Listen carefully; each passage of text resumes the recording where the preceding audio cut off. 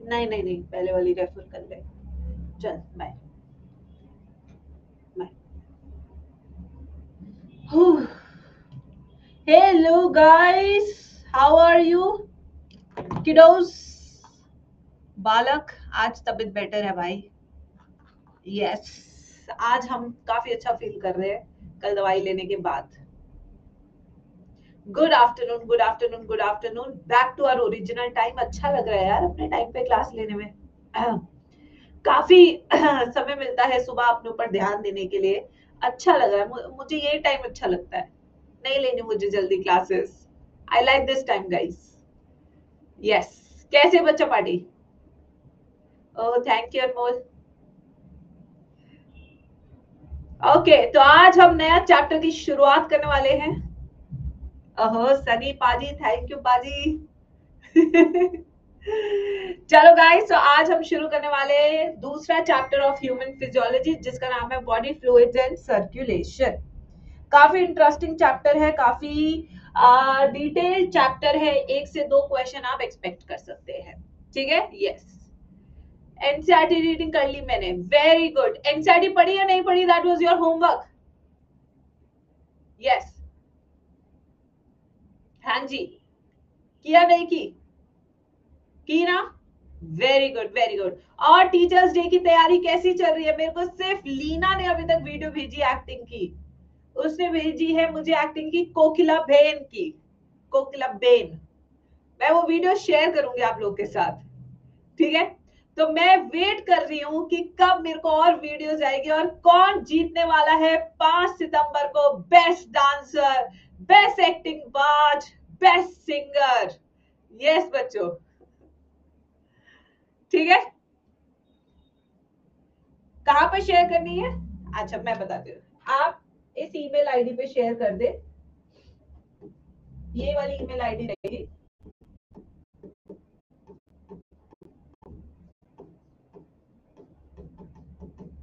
इस पे आप शेयर करते हैं। ठीक है?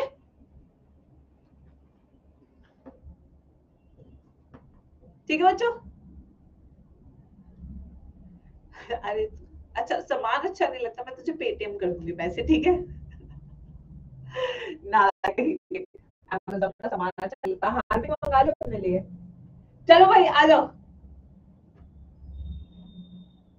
मैम यूट्यूब पे डाल दो मैम सारी वीडियोस। ठीक है? एक ना ज्वाइन करके मैं अपने चैनल पे डाल दूंगी। ठीक है? A tribute to all my students and for their talent. Ma'am की क्लास में रंगारंग कार्यक्रम। ठीक है? मैम आज लास्ट क्लास। ये क्या बात कर दी भाई? ये तो दिल को चुभा देने वाली बात कर दी तूने। आज लास्ट क्लास किस बात के लिए है? मुझे कोई बताएगा? अभी पूरी 12th पढ़ी है, अभी 11th भी पढ़ी है। ऐसा नहीं है कि 11th खत्म हो गई है। चलो और जल्दी से। तो अब हम बात करें किसकी? Body fluids and circulation. चले, हेडिंग लिखिए बच्चों। आज काफी लिखना है आप लोगों को। Body fluids and circulation.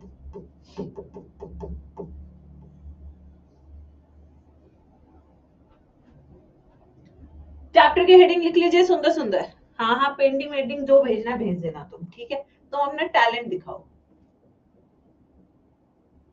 Yes. Ma'am second lecture क्यों स्केड्यूल है? आज है क्लास 1 दिख रहा है मुझे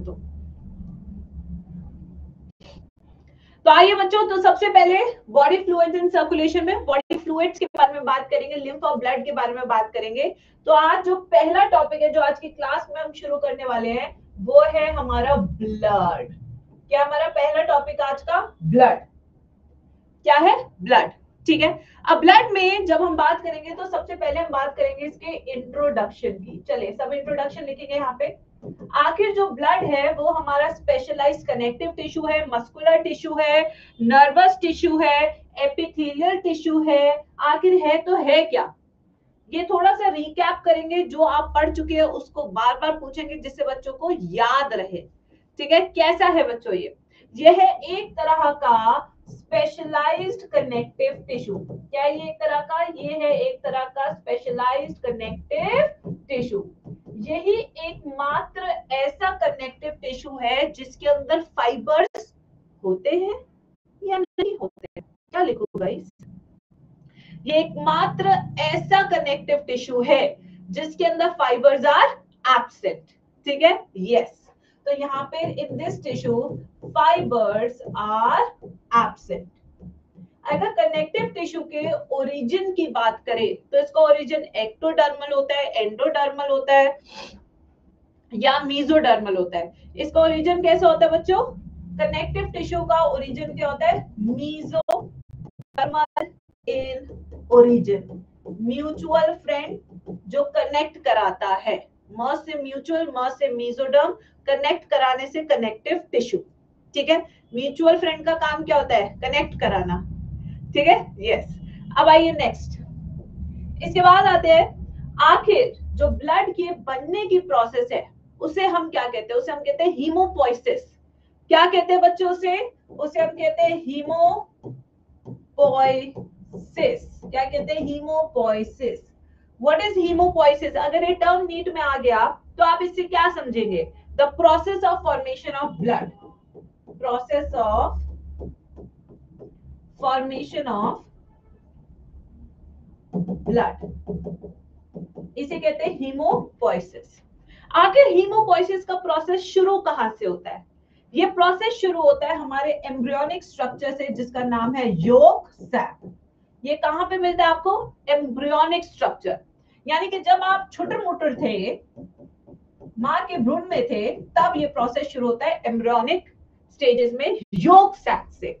तो सबसे पहली बार ब्लड कहां बनता है? अगर ये क्वेश्चन आया तो आंसर क्या होगा?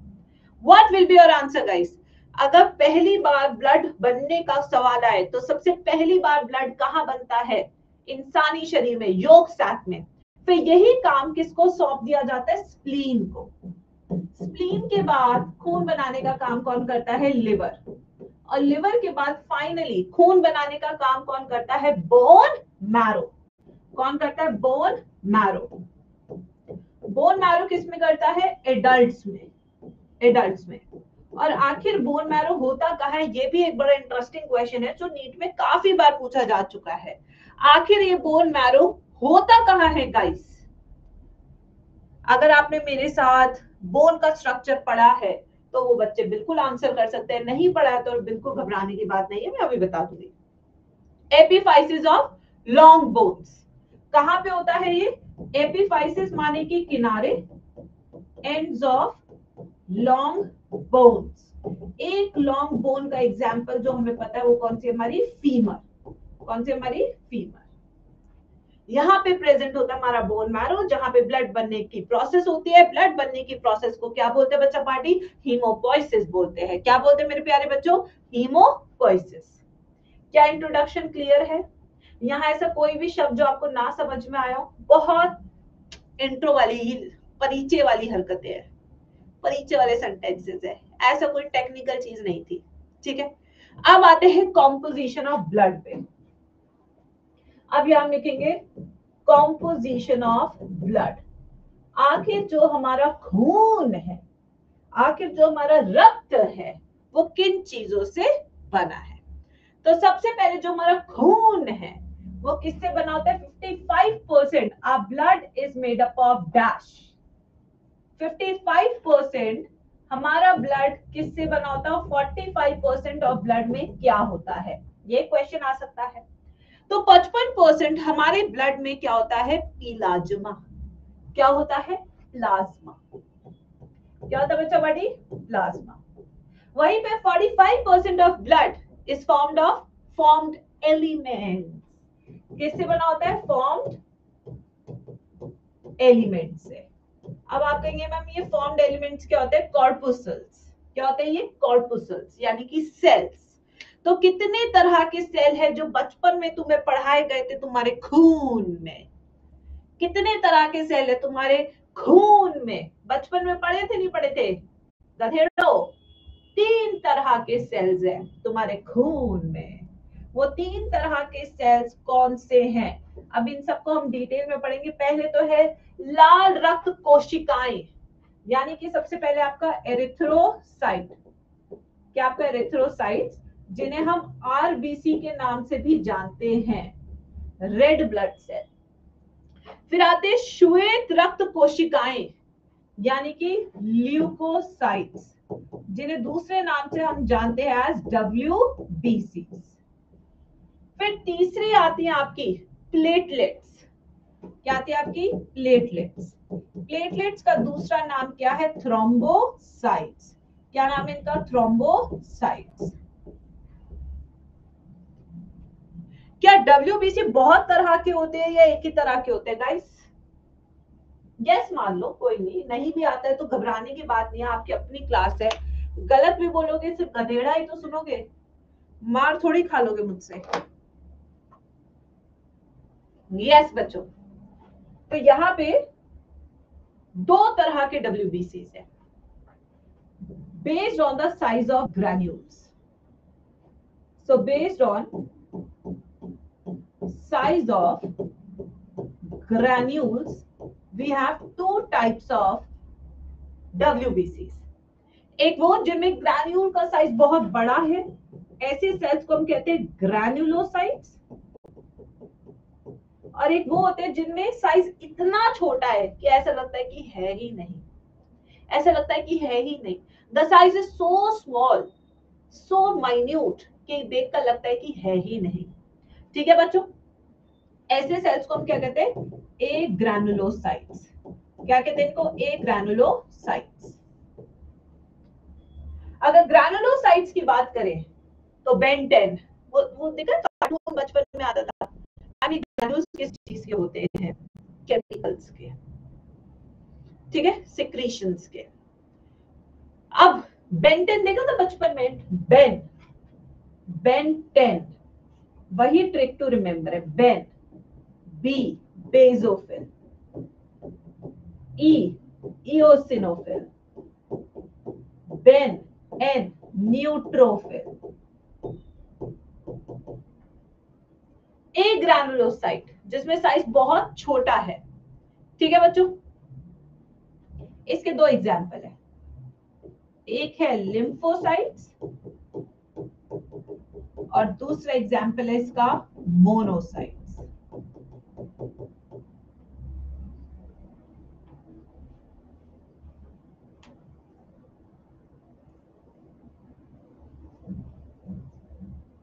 देख देख के लिखे बच्चों।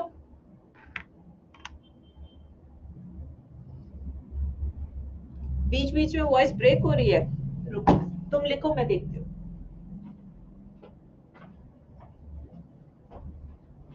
होनी तो नहीं चाहिए।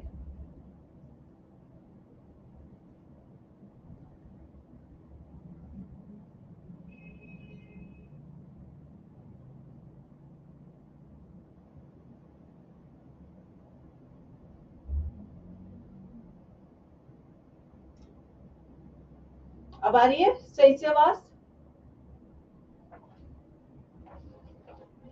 अब आ रही है आवाज?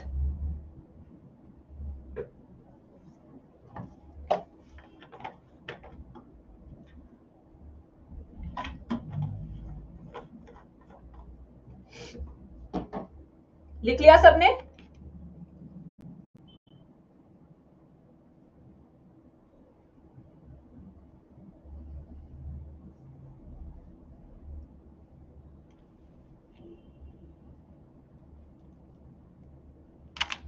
वो ना वायर मुड़ गई थी, इसलिए आपको कट कट के आवाज आ रही होगी। आइए बच्चों, अब हम सबसे पहले जो कंपोनेंट पढ़ेंगे आज की क्लास में वो पढ़ेंगे हम blood plasma. First we are going to study about plasma. लिखेंगे सब प्लाज्मा हेडिंग। कैसा होता है प्लाज्मा?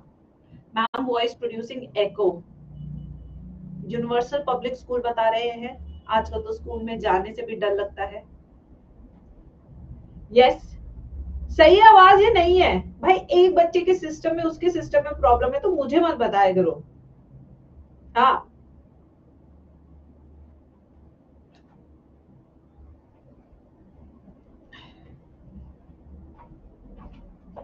वापस रिफ्रेश कर देती हूँ, या तो वापस रिफ्रेश करती हूँ। पता नहीं आवाज का क्या इशू है, सही भी नहीं करके देते हैं।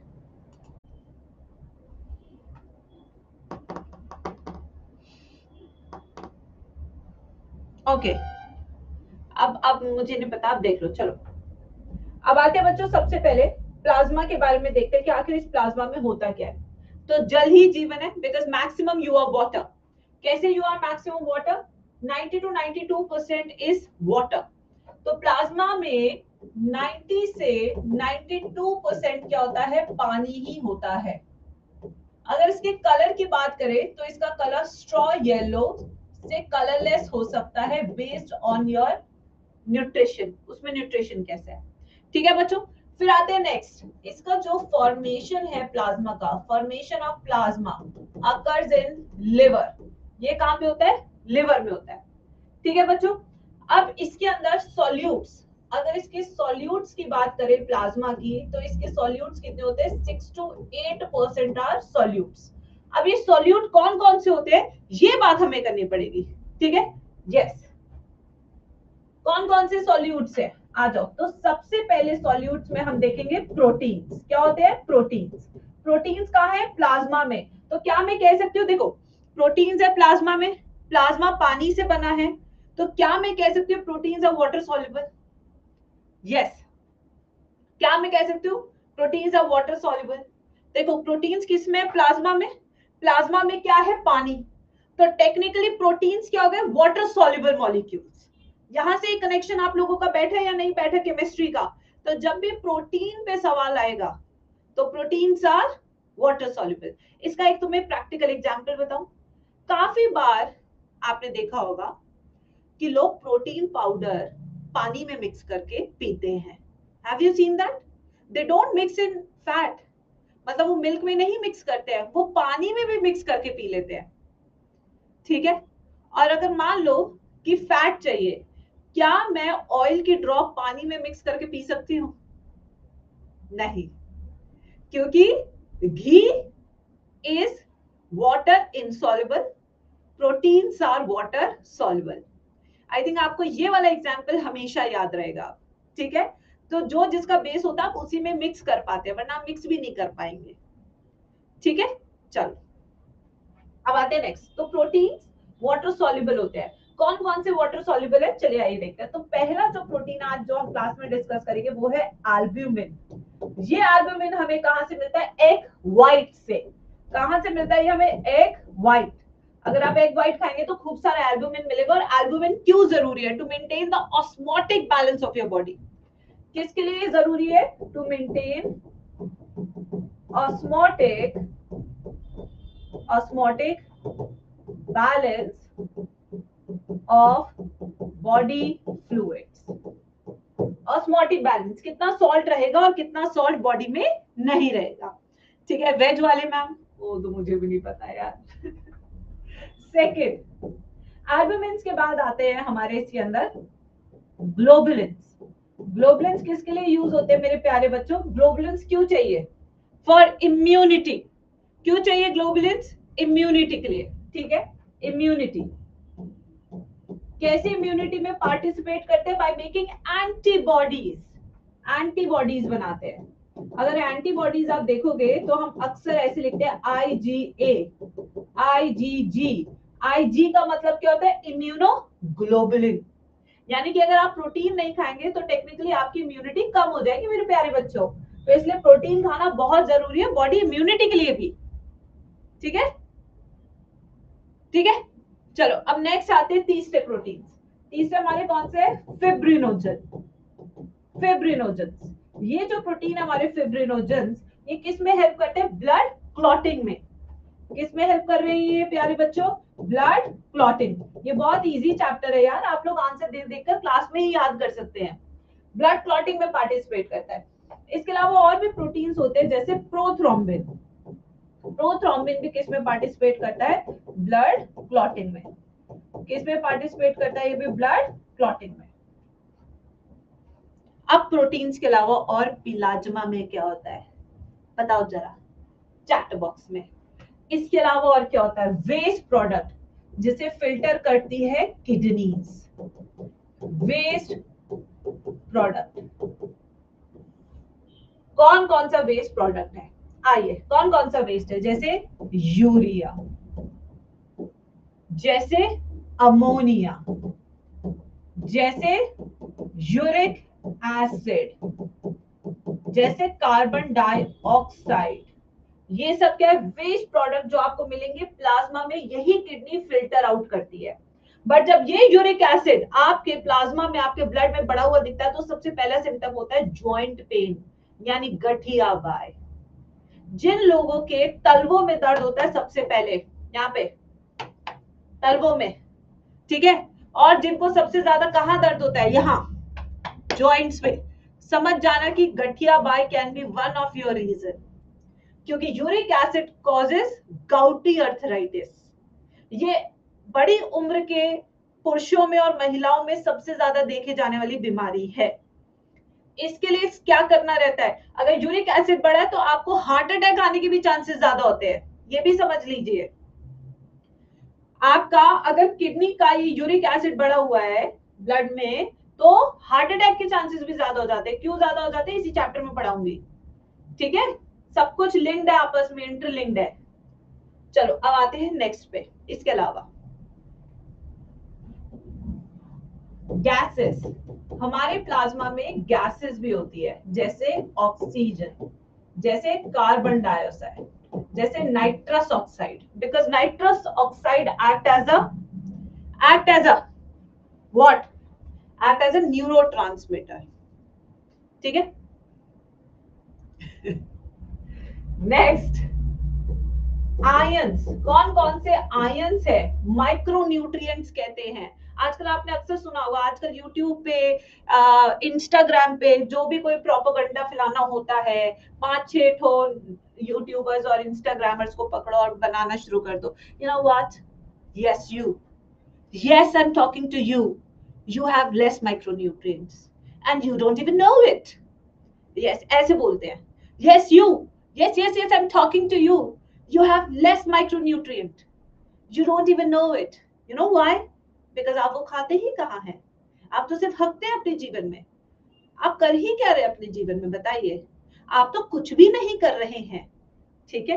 यस बच्चों, तो ऐसे आयंस, आयंस को हम माइक्रोन्यूट्रिएंट्स कहते हैं। So whenever you hear a word micronutrient, just relate to ions, ठीक है। मैक्रोन्यूट्रिएंट में जैसे फैट, प्रोटीन, आपके ये कार्ब्स, ये सब आते हैं। माइक्रोन्यूट्रिएंट्स में आपके आयंस आते हैं, ठीक है। यस अच्छा, आयंस, मैंने ऐसी वाली वीडियो आज तक नहीं बनाई है, ठीक है, ऐसा मत बोलो तुम।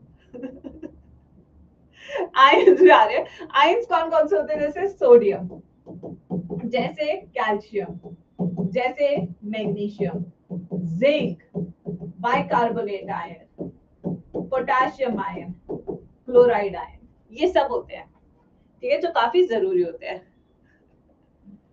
हाँ बिल्कुल सही, सोडियम पोटेशियम, वेरी गुड। आ जाओ, नेक्स्ट आते हैं यूजफुल प्रोडक्ट्स पे। कौन कौन से ऐसी यूजफुल चीजें हैं जो हमारे ब्लड प्लाज्मा में प्रेजेंट होती है, यूजफुल प्रोडक्ट्स, ठीक है। आ जाओ। हाँ ma'am, please watch your self again.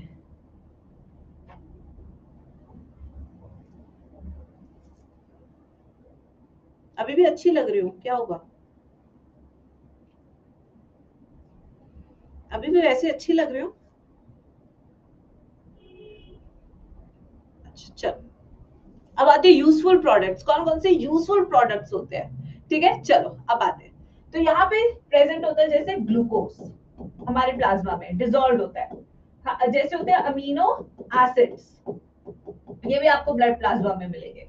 यहाँ पे आपको मिलेंगे हार्मोन्स, वाटर सॉल्युबल हार्मोन्स, जो प्रोटीन बेस्ड हार्मोन्स होते हैं, ठीक है। वाटर सॉल्युबल वाइटामिन, वाइटामिन इसमें आ गए आपके, जैसे बी एंड सी, ये वाटर सॉल्युबल वाइटामिन होते हैं, ठीक है। ये सब चीजें आपको किसमें देखने को मिलेगी, प्लाज्मा में, लिख लो इसको। So this is all about plasma.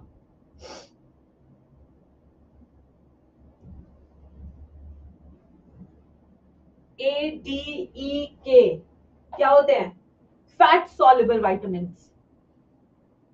क्या होते हैं वो, फैट सॉल्युबल वाइटामिन, देखिए फटाफट से।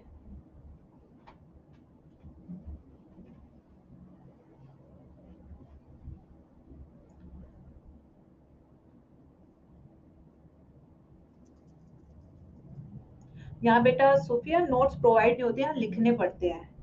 सॉरी बेटा, हम थोड़ा ओल्ड स्कूल पढ़ाते हैं, क्या ना, जमाना आगे निकल रहा है, बट आज भी हम काले बोर्ड पे ही पढ़ाते हैं व्हाइट चॉक से, और हम बच्चों से कहते हैं कॉपी में लिखिए, स्लाइड बना के हम लाते नहीं है। हाँ बेटा, सॉरी बेटा, हम आगे नहीं बढ़ पा रहे लाइफ में, वहीं अटके हुए हैं। लिख लो भाई।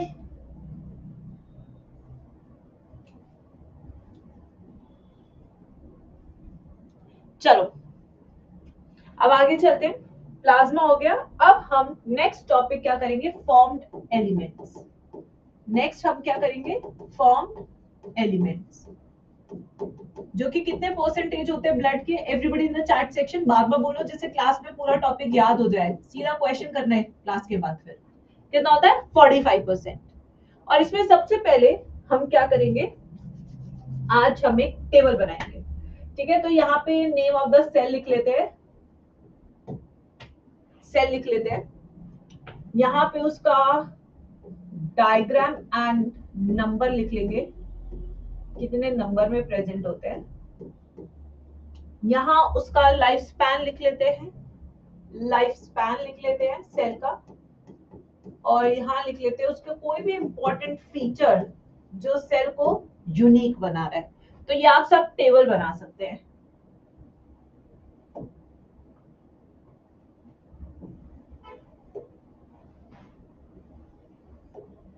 बना लीजिए सब टेबल। मैम सीरम रह गया, पढ़ा दूंगी अभी, अभी पढ़ा दूंगी, डोंट वरी, ब्लड टॉपिक खत्म नहीं हुआ है।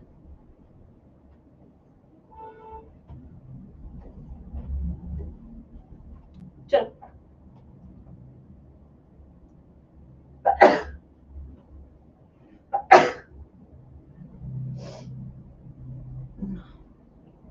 हाँ, टेबल काफी बड़ी होगी, टेबल बहुत बड़ी होगी, शायद 2 पेज तक भी चली जाए।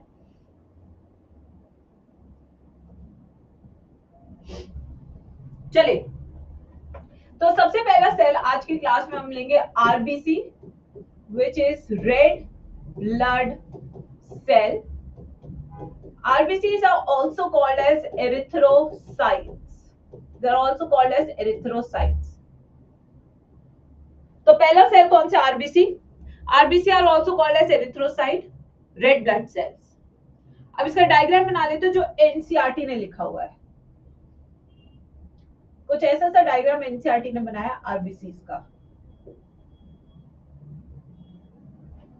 ठीक है, तो इसका शेप कैसा होता है ह्यूमन बॉडी में, जैसे हम ह्यूमन बॉडी कर रहे हैं, तो ह्यूमन बॉडी में इसका शेप कैसा है, it is biconcave shape, biconcave shaped cells, biconcave. इसके अलावा ये कैसे दिखते हैं, सर्कुलर, बाइकॉन्केव सर्कुलर। बट एक एक्सेप्शन है, ओवल शेप्ड आरबीसी, जो किसमें आपको देखने को मिलते हैं, कैमल एंड लामा में। लामा है कैमल का रिश्तेदार, जिसकी लंबी गर्दन होती है काफी और छोटा होता है हाइट में, वो अमेरिका में मिलता है। कैमल हमारे देश भारत में मिलता है, ठीक है, और सऊदी वाउदी में भी मिलता है।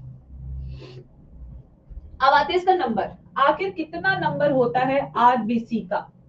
आरबीसी का नंबर एनसीईआरटी लिखती है 5 to 5.5 मिलियन आरबीसीज पर mm³ ऑफ ब्लड। जितना ज्यादा आरबीसी आपके ब्लड में होगा, उतना गहरा लाल रंग होगा तेरे प्यार का। समझा कि नहीं समझा, उतना ही गहरा रंग होगा तेरे ब्लड का। जितना कम आरबीसी होगा, उतना हल्का लाल रंग होगा तेरे खून का। ठीक है, खून का। तो जितना ज्यादा आरबीसी, उतना ज्यादा हीमोग्लोबिन, उतना ज्यादा गाढ़ा लाल आपका खून दिखेगा। ठीक है मैम, मेरा हल्का है, कोई नहीं बेटा, गाढ़ा कर लेना उसे। ठीक है, अब आते हैं नेक्स्ट, लाइफ स्पैन। वो ये बताना चाहेगा लाइफ स्पैन कितना होता है आरबीसी का। 100 से 120 डेज होता है आरबीसी का लाइफ स्पैन। उसके बाद ये खुद मर जाते हैं, कहां पे, ग्रेवयार्ड ऑफ आरबीसी, स्प्लीन में। फिर ये खुद जाके कहाँ मर जाते हैं, स्प्लीन में, जो popularly called as graveyard of RBC. अगर स्प्लीन का साइज बड़ा है तो उसे कहते हैं स्प्लीनोमेगाली। क्या कहते हैं उसे, स्प्लीनोमेगाली। आखिर स्प्लीन का साइज बड़ा है तो ये खतरनाक क्यों है, क्योंकि साइज ऑफ स्प्लीन के बड़े होने से पता लग रहा है कि आपके शरीर में आरबीसी ज्यादा टूट रहा है, और ज्यादा आरबीसी टूटेगा मतलब आप एनीमिक होंगे। और ये कब होता है, जब आपको मलेरिया होता है। कब होता है, मलेरिया में। तो मलेरिया में आरबीसी ज्यादा टूटता है, ज्यादा टूटता है कहां पे, स्प्लीन में, तो स्प्लीन का साइज बढ़ जाता है। तो डॉक्टर कहते हैं इसे भयंकर वाला मलेरिया हो चुका है। ठीक है बच्चों, इस तरीके से डॉक्टर्स पहचान करते हैं चीजों की। जब आप डॉक्टर बन जाएंगे तो ये सब चीजें आप मुझे बताएंगे, ना कि मैं आपको बताऊंगी। ठीक है, अब आते हैं फीचर्स। बहुत सारे फीचर्स हैं हमारे आरबीसी के। जब हमारा आरबीसी इमेच्योर था, बचपन में, इमेच्योर आरबीसी न्यूक्लिएटेड होता है, याद रखना इस बात को। तब उसके पास न्यूक्लियस होता है। बट जब वो बड़ा हो जाता है, मेच्योर आरबीसी हो जाता है, बड़ा हो जाता है, तब वो ई न्यूक्लिएटेड हो जाता है, क्योंकि उसके पास जिम्मेदारियों का बोझ ज्यादा हो जाता है एज कंपेयर टू बचपन। अब आप कहेंगे मैम इसके पास क्या क्या जिम्मेदारी है इसके ऊपर, आप ये बताओ ना। अरे बेटा इसके ऊपर बहुत ही बड़ी जिम्मेदारी है। वो जिम्मेदारी क्या है, क्यों इसने अपने आप को खाली कर लिया है, क्योंकि इसे हीमोग्लोबिन को अकोमोडेट करना है। ठीक है, इसलिए बेटा इसके अंदर नो ईआर, नो गोल्जी, इसके पास कुछ नहीं होता, ना ईआर होता, ना गोल्जी होता, ना न्यूक्लियस होता। ठीक है, ना ही माइटोकॉन्ड्रिया, इसके पास माइटोकॉन्ड्रिया भी नहीं होता है, ना ही इसके पास न्यूक्लियस होता है, सब चीजें एब्सेंट है। बट व्हाई, क्यों, ऐसा क्यों, why, so that entire space is available for haemoglobin. तो इसने अपनी इच्छाओं की कुर्बानी दे दी है, जिससे कि पूरे शरीर का बोझ उठा सके। देख रहे हो ना मेरे प्यारे बच्चों, कई बार सैक्रिफाइस करना पड़ता है।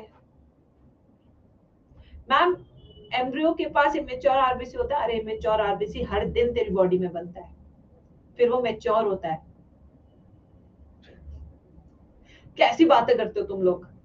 अब ये हर 100 दिन बाद मर रहा है तो यानी कि नया भी तो बन ही रहा होगा, है, वरना सब नहीं मर जाएंगे एक दिन। क्या सोचते हो तुम क्लास में, निकम्मे कहीं के। जब हर 100 दिन बाद उसको मार रही है आरबीसी को, तो बन भी तो रहा होगा नया, वरना तो खत्म हो लेता अभी तक मामला। कैसी बातें करते हैं बताइए। चलो, ये हो गया सारा स्पेस किसके लिए अवेलेबल है, हीमोग्लोबिन के लिए। अब अगर हम एक एडल्ट की बात करें तो उसके पास कितना हीमोग्लोबिन होना चाहिए, एनसीईआरटी की लाइन, यस, 12 से 16 ग्राम ऑफ HB पर 100 ml ऑफ ब्लड होना चाहिए। अगर इससे कम है तो समझ लीजिए आप एनीमिक है। हल्के पीले रंग के दिखेंगे आप, नॉट बिकॉज कि आपको हमेशा पीलिया ही हो। कुछ लड़कियां जो एक्स्ट्रा गोरी दिखती है, अक्सर उनमें ब्लड की कमी होती है। तो हर गोरी लड़की के पीछे दुम हिलाते नहीं चलना चाहिए। ठीक है, कई बार उनमें कमजोरी भी होती है।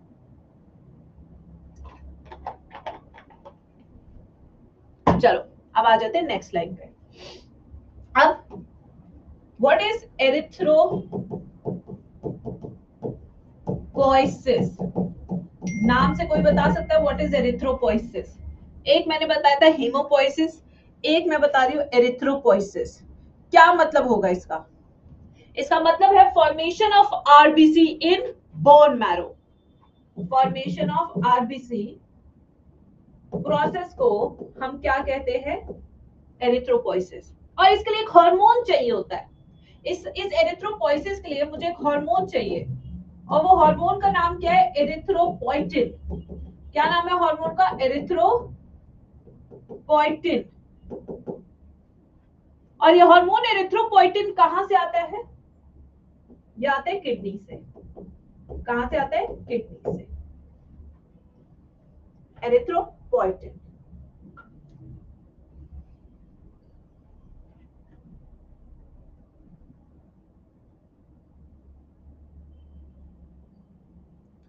जब एक्सेस ऑफ, ठीक है, एक्सेस ऑफ आरबीसी, बहुत ज्यादा आरबीसी अगर आपके ब्लड में हो जाए, इन ब्लड, उस कंडीशन को हम कहते हैं पॉलीसाइथेमिया। पॉलीसाइथेमिया ये भी डेंजरस सिचुएशन है।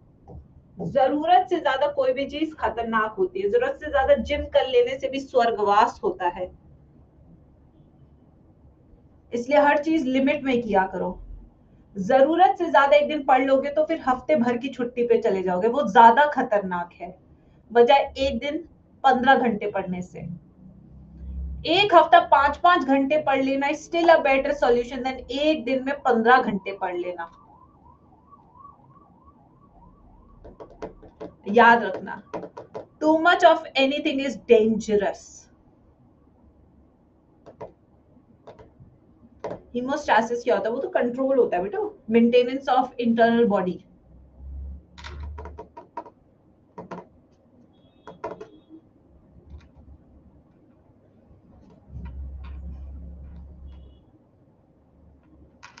मैम आप आयुर्वेदा की काउंसलिंग कराते हैं? हाँ, मतलब गवर्नमेंट कॉलेज की कराती हो, नॉट प्राइवेट। अरे काउंसलिंग खुद कर सकते हो बेटा, बहुत इजी है, थोड़ी सी गाइडेंस ले लो हो जाती है। आजकल तो यूट्यूब वाले सब यूट्यूब पे करा दे रहे हैं।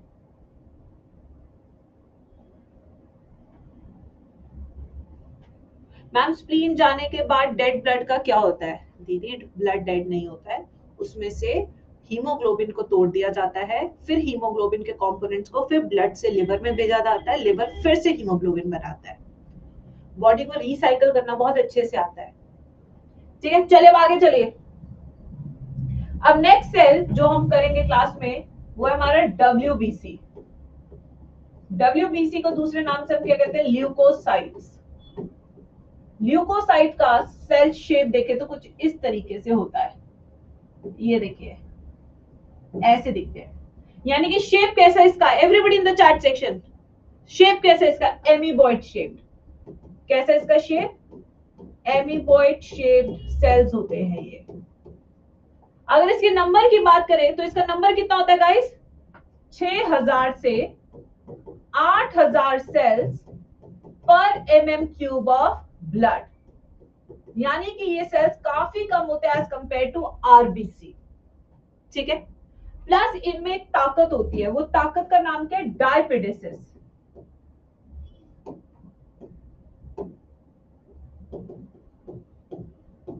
डायपिडेसिस क्या होता है? डायपिडेसिस देखिए, इसके लिए मेरे को एक डायग्राम बनाना पड़ेगा, बना लेती हूं मैं। ये हमारी ब्लड कैपिलरी है, ये हमारा टिश्यू है,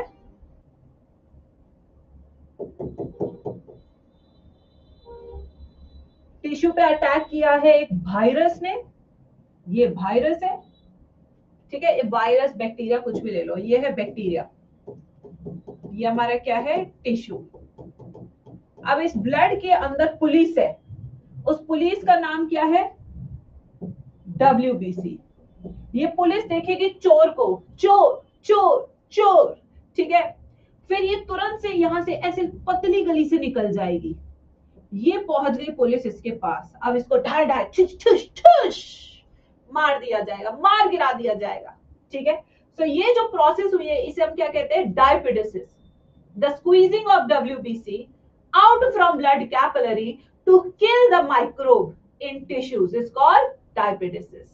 क्या है diapedesis? Squeezing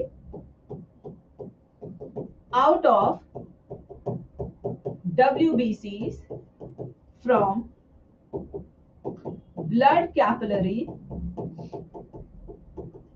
into tissues to kill microbes is called diapedesis. But क्या ये ताकत सारे WBCs के पास है गाइस? क्या ये ताकत सारे WBCs के पास है? तो मेरा आंसर है नो। ये ताकत सिर्फ दो टाइप के WBCs के पास है, एक है मोनोसाइट्स और एक है आपके न्यूट्रोफिल्स। ऐसा थोड़ी होता घर के सारे बंदे लड़दू होते हैं, एक आध निकलता है लड़दू, सारे थोड़ी देर बदमाश होते हैं। एक आध को तो लड़ने के अलावा कुछ होता ही नहीं है काम। घर में घुसे, अरे यार बोला था ना राजमा बनाने को।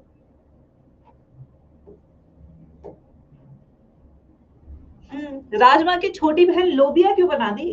राजमा का मतलब राजमा होता है, छोटी बहन थोड़ी बना दोगे।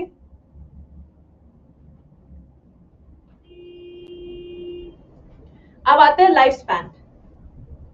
अब लाइफ स्पैन की बात करते हैं।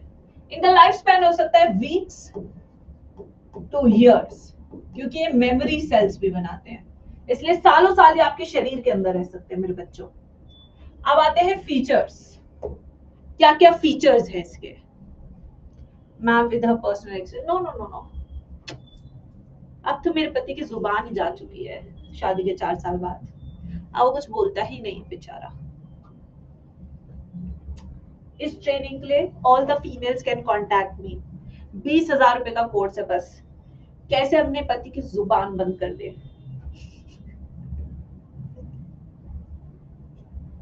ठीक है, a course which will definitely give you 100% results.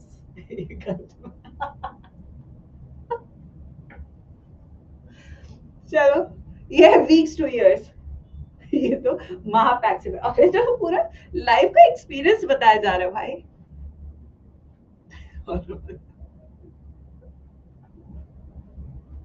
चलो इसके पॉइंट्स बताती हूँ। पहला इंपॉर्टेंट पॉइंट क्या है? ल्यूकोसाइटोपेनिया।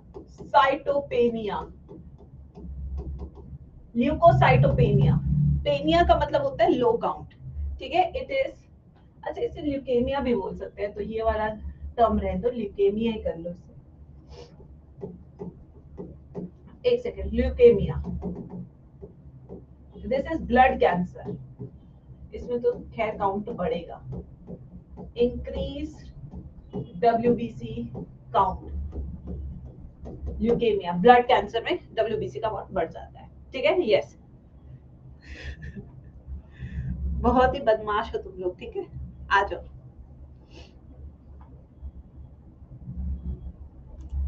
अब आ जाओ next, leukemia. Next, they are nucleated और enucleated, these are nucleated cells, they are without hemoglobin, that's why they appear white in color, without hemoglobin. And the most important point, they are for immunity of our body, they control the immunity part of the body.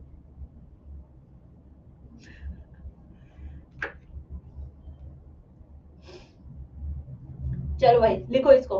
अब हम इसके types करेंगे next slide से, कहा था ना काफी लंबी टेबल बनेगी।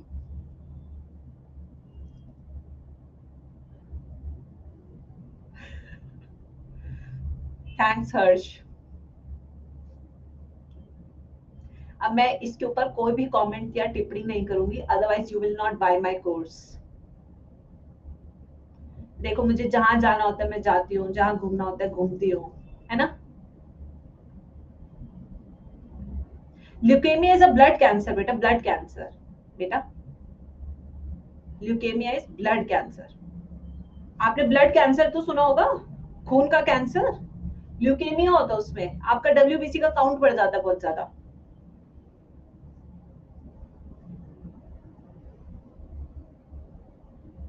चलो अब आते हैं ग्रैनुलोसाइट्स पे। मुझे इंस्टेंट कार्मा मिलता है। लाइट चली गई, मेरे सारे नोट्स चले गए।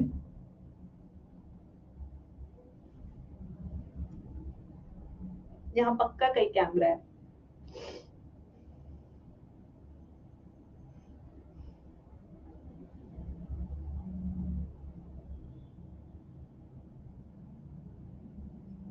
तुमने तो बनाए, मैंने तो नहीं बनाए, मेरे तो चले गए ना।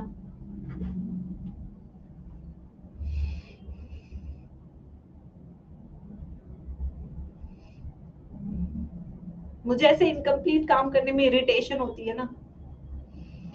चलो भाई कोई नहीं, अभी वापस लिखवाती हूँ, अब से सिर्फ पढ़ेंगे, ठीक है।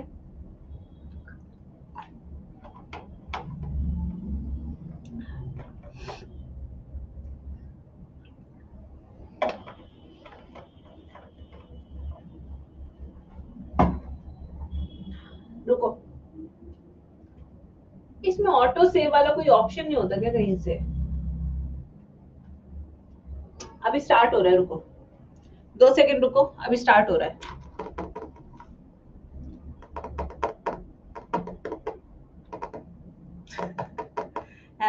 I know.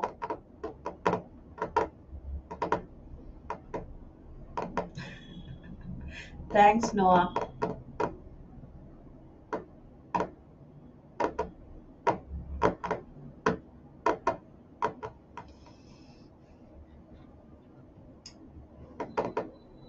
अरे यार बहुत कुछ पढ़ा रहा है मुझे, तो मैं छोड़ूंगी नहीं यार जल्दी तुम्हें मैं। सारे चैप्टर इजी है बेटा।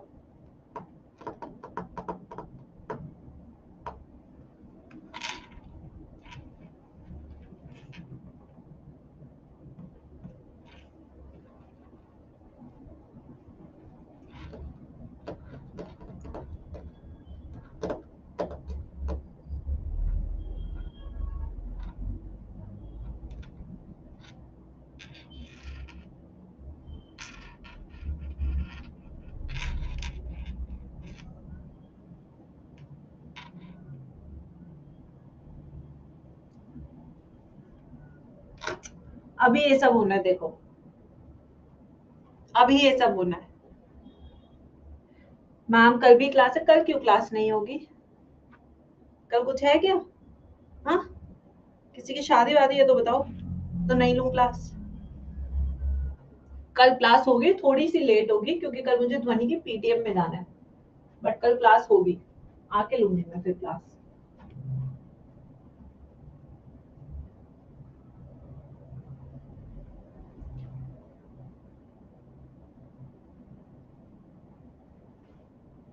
ये क्या रिकवरी की है भाई इसमें?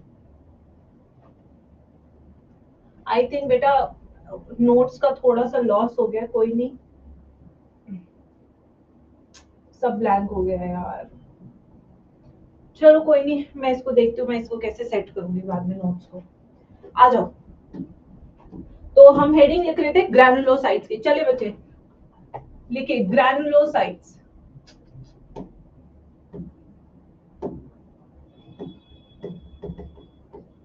ग्रैनुलोसाइट्स हेडिंग लिखेंगे सब ग्रैनुलोसाइट्स। तो अब हम WBC तक कर चुके थे, अब हम ग्रैनुलोसाइट्स करेंगे। डोंट वरी, मैं इसमें दूसरे के नोट्स ऐड करके लगा दूंगी, ठीक है? आप उसकी टेंशन मत लीजिए, पूरे नोट्स ही मिलेंगे आपको। नहीं, ये है हमारी category, this is our 2.1 granulocyte. WBC में ही हम ग्रैनुलोसाइट्स कर रहे हैं अब, ठीक है? अब यहाँ पे सबसे पहले हम करेंगे न्यूट्रोफिल। सबसे पहले हम करेंगे न्यूट्रोफिल्स। अगर न्यूट्रोफिल्स की बात करें, सबसे पहले इसका डायग्राम देख लेते हैं कैसे दिखते हैं सेल्स। तो इसके डायग्राम की बात करें, सबसे पहले एमीबॉइड शेप्ड सेल्स है, प्लस इनके अंदर होता है मल्टी लोब्ड न्यूक्लियस। कैसा न्यूक्लियस है इसका बच्चों? Multi lobed nucleus. बहुत सुंदर दिखते हैं, जब आप इसकी स्लाइड बनाएंगे तो बहुत ही सुंदर।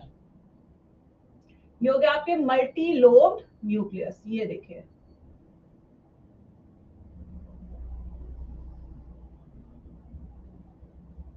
Multilobe nucleus. और यहाँ पे है ग्रैन्यूल्स। ग्रैन्यूल्स बनाने बहुत जरूरी है डायग्राम में, क्योंकि ग्रैनुलोसाइट्स है। क्या है ये? ग्रैनुलोसाइट्स। तो सबसे पहले सेल की शेप के ऊपर बात करते हैं। सेल कैसा है बच्चों? Amoeboid shape. टेबल कंटिन्यू रखिए बच्चों। ये कैसे है? Amoeboid shape.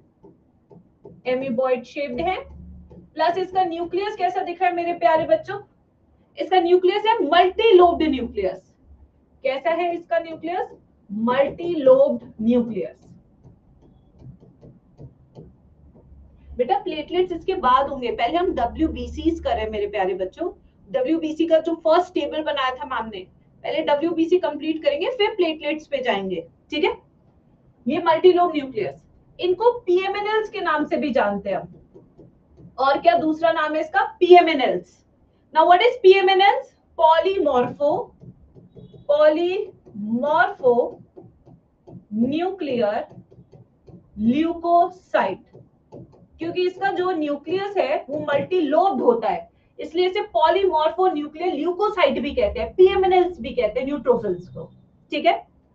अब यहाँ पे इसके नंबर की बात करें तो 60 से 65% ऑफ WBCs आर न्यूट्रोफिल्स, यानी कि न्यूट्रोफिल्स WBCs में सबसे ज्यादा पाए जाते हैं। इनका जो लाइफ स्पैन है वो वीक्स का होता है, वीक्स, 1 वीक और 2 वीक, उसके बाद ये मर जाते हैं।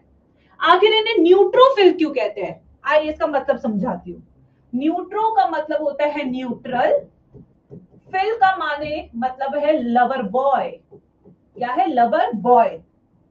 तो न्यूट्रल लवर, चाहे कोई भी हो, लड़का लड़की, प्यार हो जाता है हमें तुरंत से, ठीक है बच्चों। तो न्यूट्रल लवर्स, इसका मतलब क्या है, दे can B stained with both acidic और बेसिक डाई। तो एसिडिक डाई से भी स्टेन हो जाते हैं, बेसिक डाई से भी स्टेन हो जाते हैं। इनका मेन काम क्या है, एंगल्फ करना, फैगोसाइटोसिस करना। मेन काम है इनका फैगोसाइटोसिस, प्लस एक मूवमेंट भी शो करते हैं स्क्वीजिंग आउट की। वो मूवमेंट का नाम क्या था बच्चों, diapedesis.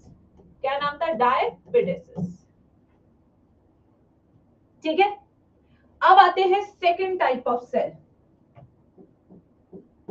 Second type of cell है हमारा बेसोफिल। क्या नाम है इसका, बेसोफिल्स। बेसो का मतलब क्या हो गया, बेसिक, फिल माने लवर बॉय, बेसिक लवर।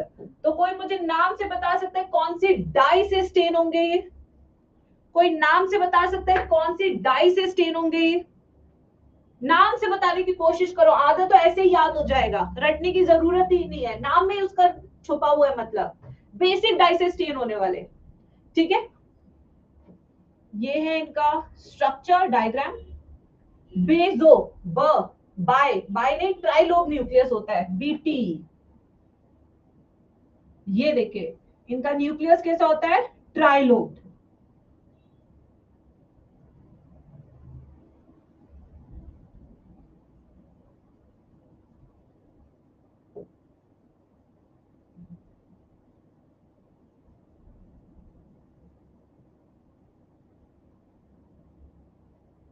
इसमें ग्रैन्यूल्स बनेंगे या नहीं बनेंगे बच्चों, बिल्कुल बनेंगे। क्यों बनेंगे, क्योंकि ये ग्रैनुलोसाइट है। क्या ये, ग्रैनुलोसाइट। तो ग्रैनुलोसाइट्स में ग्रैन्यूल्स तो बनेंगे, उसका आप कुछ नहीं कर सकते। तो सबसे पहले इसका न्यूक्लियस कैसा है, शेप कैसे है, एमीबॉइड शेप। न्यूक्लियस कैसा है एवरीबॉडी, ट्राइलोब्ड न्यूक्लियस।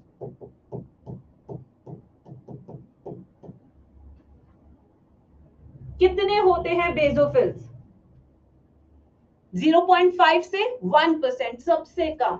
और अगर टीचर आपको नफरत करती है तो वो आपको यही कहेगी एक्सपेरिमेंट पे, प्रैक्टिकल वाले दिन, कि बेटा आज आपने अपने ब्लड में से बेसोफिल ढूंढ के निकालना है, उसी टाइम समझ जाना ये तुम्हें पास करना ही नहीं चाहती, ठीक है। 0.5 1% ऑफ WBCR बेसोफिल, सबसे कम होते हैं ना, दिखता ही नहीं है भाई। और जो लवली स्टूडेंट होता है उसे न्यूट्रोफिल ढूंढने को देती है मैडम। इसका भी क्या रहता है, days two week life span. Now सबसे पहली चीज, they can be stained with dash dye. कौन सी dye, basic dye, that's why they are called basophils. ये बिल्कुल मास्ट सेल की तरह काम करते हैं, जो कि मैंने बताया था एपिथेलियल टिश्यू में, एरियोला कनेक्टिव टिश्यू में, मास्ट सेल जैसा काम है। यानी कि ये तीन चीजें सिक्रीट करते हैं। एक है सेरोटोनिन, जो कि महिलाओं में ज्यादा होता है एज कंपेयर टू मेल्स, इसलिए महिलाएं इवेंट्स को ज्यादा याद रख पाती है लंबे समय तक, और अपने ही अंदर क्या करती हैं, खुन्नस पाल लेती है। महिलाओं से कभी भी आर्ग्यूमेंट्स ना करे, वो ये तब बता दी थी कि कब तुमने अपनी चड्डी धोई नहीं थी, ठीक है। तो इसलिए serotonin is the key. Serotonin वैसे क्या काम करता है, वेसो कॉन्स्ट्रिक्टर, एकदम से उबाल आ जाता है इनके खून में, ठीक है। दूसरा हिस्टामिन, क्या है दूसरा, हिस्टामिन। ये होता है हमारा वेसो डायलेटर, जो कि ब्लड प्रेशर कम करता है। फिर उसके बाद आता है हमारा हेपारिन, जो कि काम करता है एज एंटी कोआगुलेंट।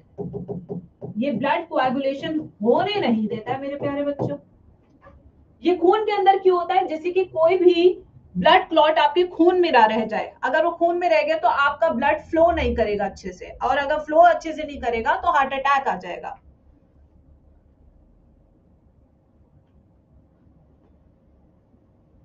देखिए फिर आगे चलते हैं, अच्छे से टेबल बनाइए, आप टेबल कंटिन्यू करते जाइए।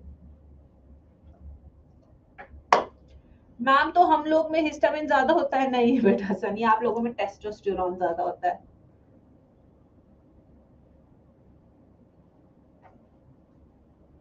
पुरुषों की जो बॉडी है वो बहुत सरल बॉडी है एज कंपेयर टू महिलाओं की बॉडी, क्योंकि महिलाओं में तो हर महीने हॉर्मोन्स का खेल खेला जाता है। इन बेचारों को तो एक ही हार्मोन दिया भगवान ने, टेस्टोस्टेरोन, इसलिए ज्यादा दिमाग नहीं लगाते चीजों में।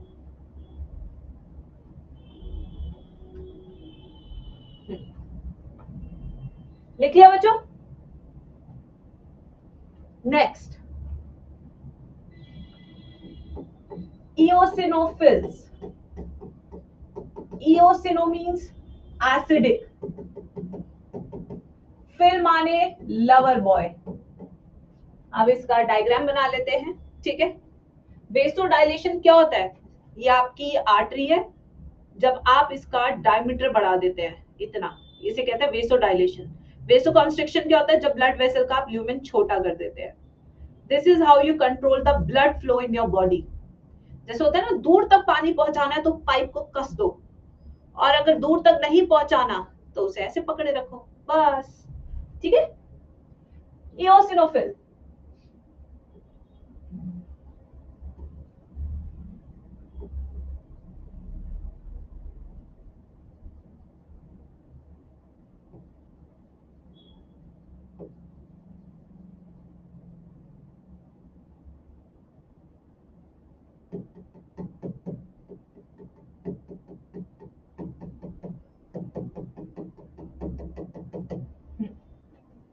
yes, the shape of the cell, anticoagulant sodium potassium, कैसा है? एमीबॉइड। न्यूक्लियस कैसा है? Bilobed nucleus. कैसा है इसका? Bilobed nucleus. नंबर कितना है इसका? 1 से लेके 2% ऑफ WBC। ये भी बहुत ज्यादा नहीं होते, कम खुंदस है तो ये दे देगी मैम, 2 से 3 कर लो इसको, एनसीईआरटी का एग्जैक्ट लिखेंगे 2 to 3, ठीक है। लाइफ स्पैन कैसे हो सकता है इसका? वही आवर्स टू डेज। अब आते हैं इसके फीचर्स। फीचर क्या है? कैन बी स्टेन्ड बाय या with acidic dye, can be stained with acidic dye, ठीक है। अब जब तक तुम्हारा नीट एग्जाम नहीं होता है, ई फॉर एलर्जी होता है, याद रखना। एलर्जी की स्पेलिंग किससे शुरू होती है? ई से। क्यों शुरू होती है? क्योंकि जब भी एलर्जिक रिस्पॉन्स होगा, इओसिनोफिल की मात्रा आपके ब्लड में बढ़ जाएगी, बस। ऐसे ब्लड रिपोर्ट्स आप बता सकते हैं 2 to 3% होता है। अगर आपकी बॉडी में एलर्जी हो रखी है तो ये आपका 4 से 5% हो जाएगा। डॉक्टर उसी टाइम बता देगा भाई एलर्जी, आपको एंटी एलर्जिक ले ले, एलेग्रा ले ले, बस, ठीक है। सो ड्यूरिंग एलर्जिक और पैरासिटिक इंफेक्शन, उस टाइम पे हमारे शरीर में बढ़ जाते हैं। अब आते हैं 2.2, यानी कि ए ग्रैनुलोसाइट्स पे। Table will continue. WBCs में ही हमने ग्रैनुलोसाइट्स कर लिए हैं, अब हम ए ग्रैनुलोसाइट करेंगे। तो पहला इसमें कौन सा हमारा? मोनोसाइट्स। मोनो माने सिंगल, सिंगल, साइट माने cell, these are single cell, monocytes. अपनी तो याद नहीं आई बाबू। शेप ऑफ द सेल,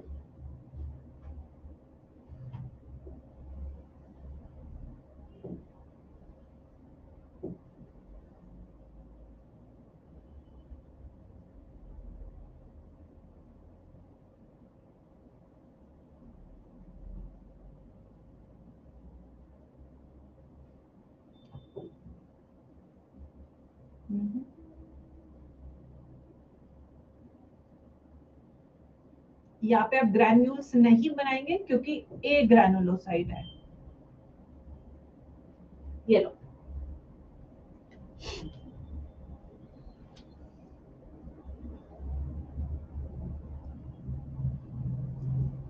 हाँ जी बच्चों, सबसे पहले शेप कैसा है, amoeboid shape.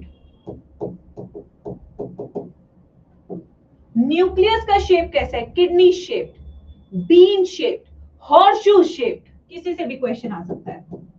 Horseshoe shape, bean shape, kidney shape.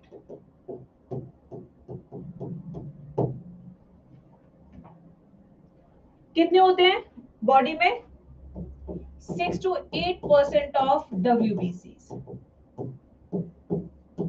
Days तक दे कैन सर्वाइव। ठीक है, आवर्स टू डेज लिख सकते हैं, hours to days. Now the feature, we have two type of monocytes. एक घूमने वाले जिन्हें हम वॉन्डरिंग मोनोसाइट्स कहते हैं, घुमकड़े, और एक होते हैं बच्चे आपके जो एक जगह स्थिर हो जाते हैं। एक होते हैं निकम्मे और एक होते हैं अच्छे। ठीक है, तो there are two type of monocytes, wandering monocytes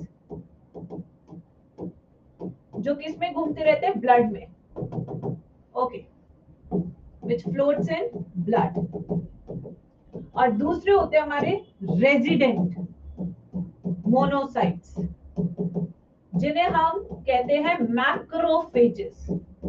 क्या कहते हैं, मैक्रोफेजेस।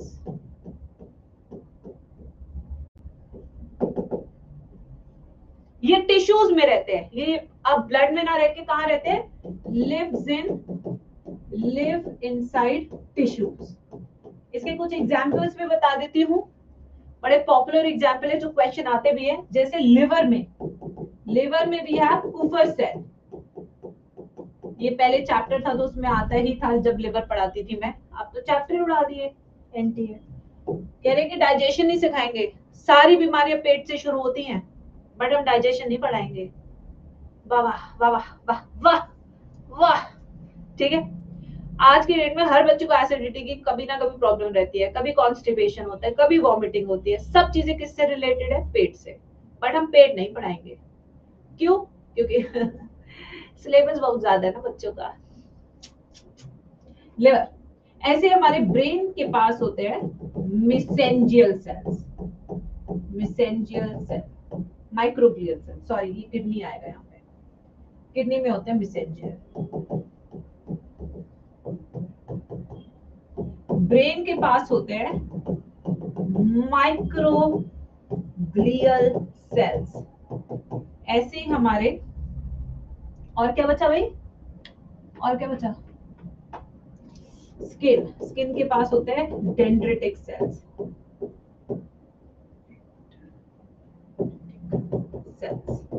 Dendritic cells. लंग्स के पास होते हैं डस्ट सेल्स।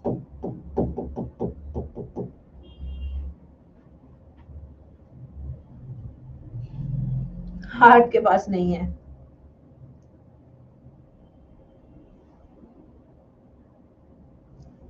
मैम पेट दर्द होने पर गेस द रीजन, गेम खेलना पड़ता है।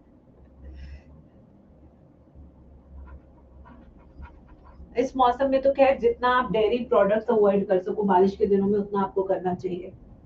That is the science. आपने अक्सर सुना होगा क्यों कड़ी सावन में नहीं खानी चाहिए, क्यों हरे पत्ते ज्यादा सावन में नहीं खाने चाहिए, because Sawan is the season when you have lot of moisture in the environment and moisture always supports bacterial growth, supports fungal growth.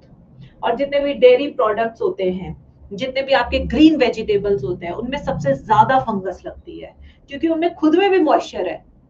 इसलिए that is the reason why they always say कि सावन में आपको हरी चीजें और कड़ी, कड़ी again दही से बनती है, वो सब नहीं खाने चाहिए। ठीक है,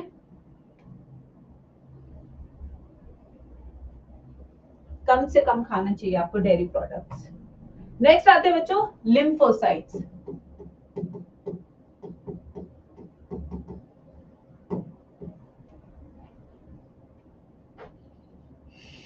आज कड़ी में, अब तो सावन खत्म हो गया इसलिए बनाई है मम्मी ने, बट बारिश ही खत्म नहीं हुई। लिम्फोसाइट्स आ जाइए।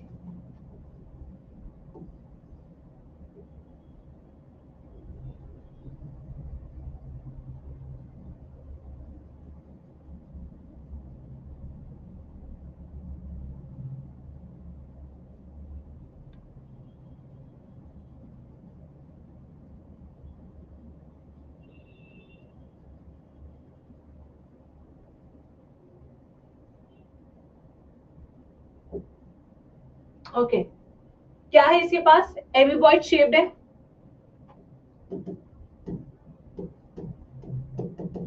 प्लस लार्ज सेंट्रल न्यूक्लियस,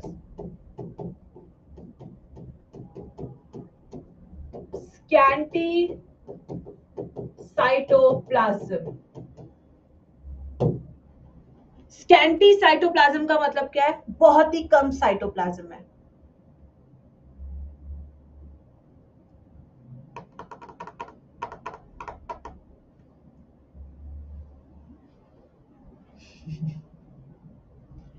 इसके सेल देखिए, जो हमारे लिम्फोसाइट से कितने होते हैं? 20 से 25% of WBC, 20 to 25% of WBCs are your lymphocytes. Days to weeks to months life span हो सकता है, क्योंकि मेमोरी सेल भी बनाते हैं। हमारे पास दो तरह के लिम्फोसाइट्स होते हैं, एक होता है बी सेल, बी लिम्फोसाइट, एक होता है T cell, T lymphocyte.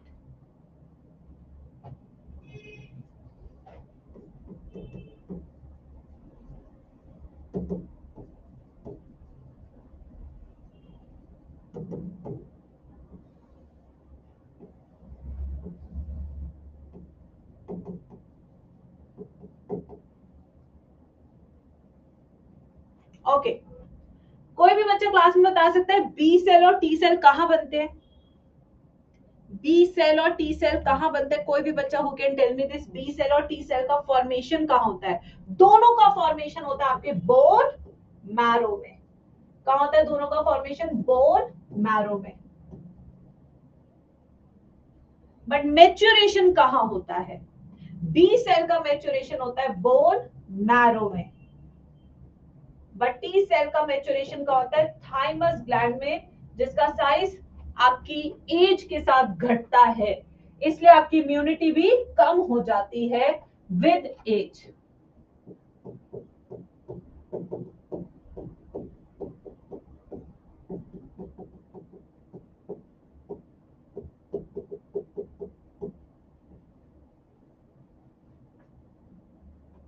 Platelets, thrombocytes.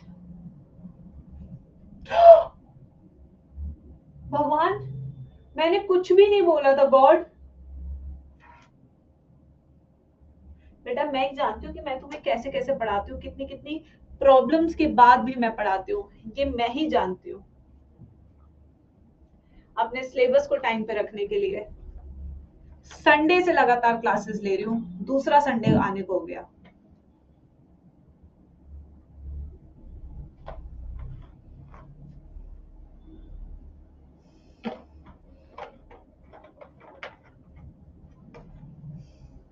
आज के नोट्स में शेयर करूंगी, डोंट वरी, मैंने लिखे हुए हैं सारे। क्या करे बेटा, कभी कभी दिन ऐसे होते हैं, तुम्हें लगता है बहानाबाजी देते हैं टीचर, तुम अपने सामने देख लो क्या होता है।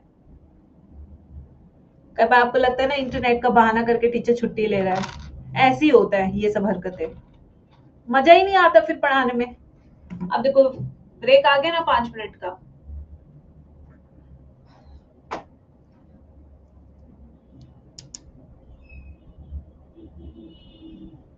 इसके बाद अभी ब्लड ग्रुपिंग भी समझाना है पूरा। मैम कल ले लो, मूड खराब हो रहा है। तेरे मूड खराब से मैं अपना क्लास छोड़ दूं? अभी तो क्लास चलेगी 1 घंटा। कोई नहीं, ये सब चीजें तो मुझे आदत है। ऐसे ऐसी चीजों से रुकने लग गए तो हो लिया पढ़ाई।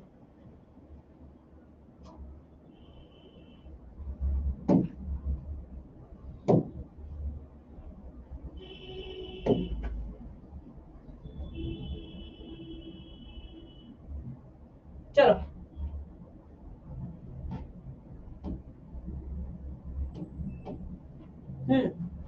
तो तीसरा टॉपिक हम लिख रहे थे प्लेटलेट्स और thrombocytes.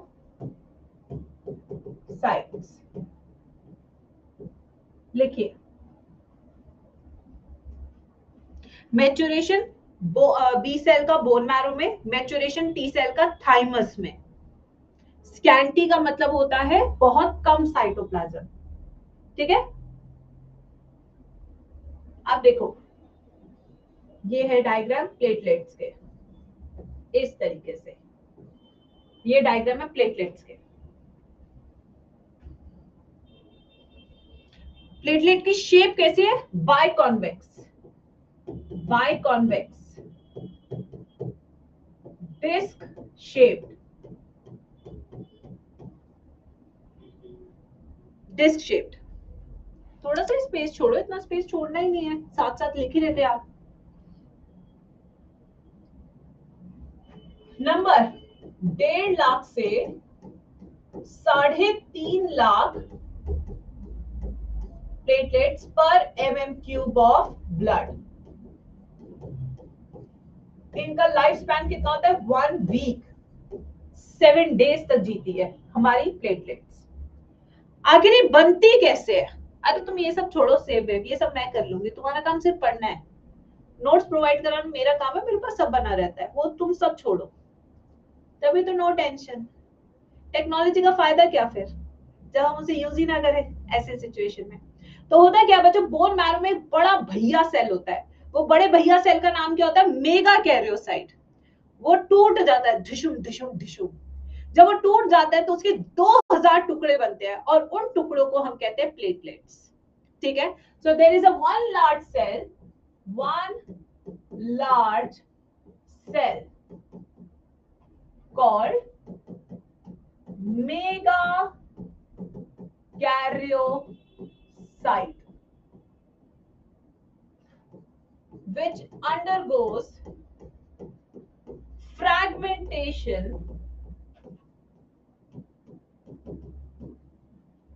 to produce 2000 platelets at a time. तो ये जो प्लेटलेट्स है न्यूक्लिएटेड होती है, इन्यूक्लिएटेड होती है। फिर कैसी होती है? इन्यूक्लिएटेड। तो फिर इनका काम क्या होता है गाइस? फिर इनका काम क्या होता है? क्लॉटिंग कराना। इनके पास ये होते हैं क्लॉटिंग फैक्टर्स, और ये क्लॉटिंग फैक्टर्स किस में हेल्प करते हैं? क्लॉटिंग में। ठीक है,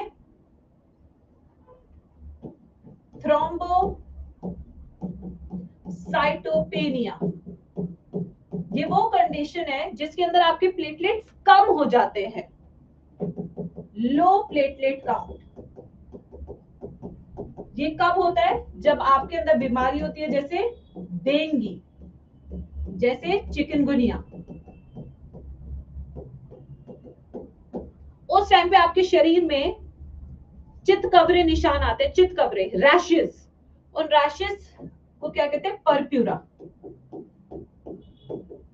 परप्यूरा क्या होता है? परप्यूरा डेफिशिएंसी सिम्टम्स, जिसमें आते हैं आपके जैसे रैशेस।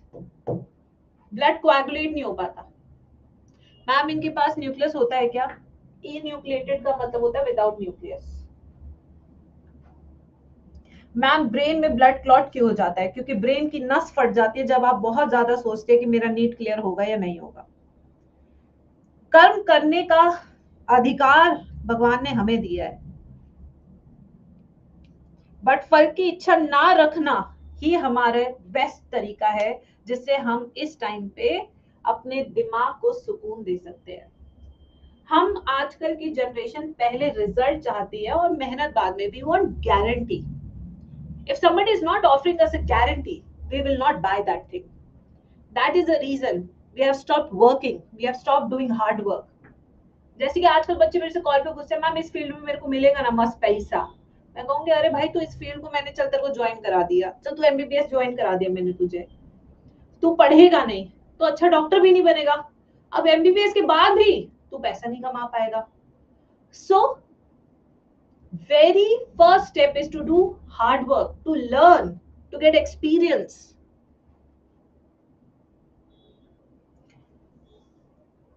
पर्पुरा होता है बेटा डेफिशिएंसी सिम्टम्स, रैशेस जैसे आते हैं आपकी बॉडी पे। मैम मेगा कैरियोसाइट तो प्रिकर्सर है प्लेटलेट का। बिल्कुल सही, बिल्कुल सही।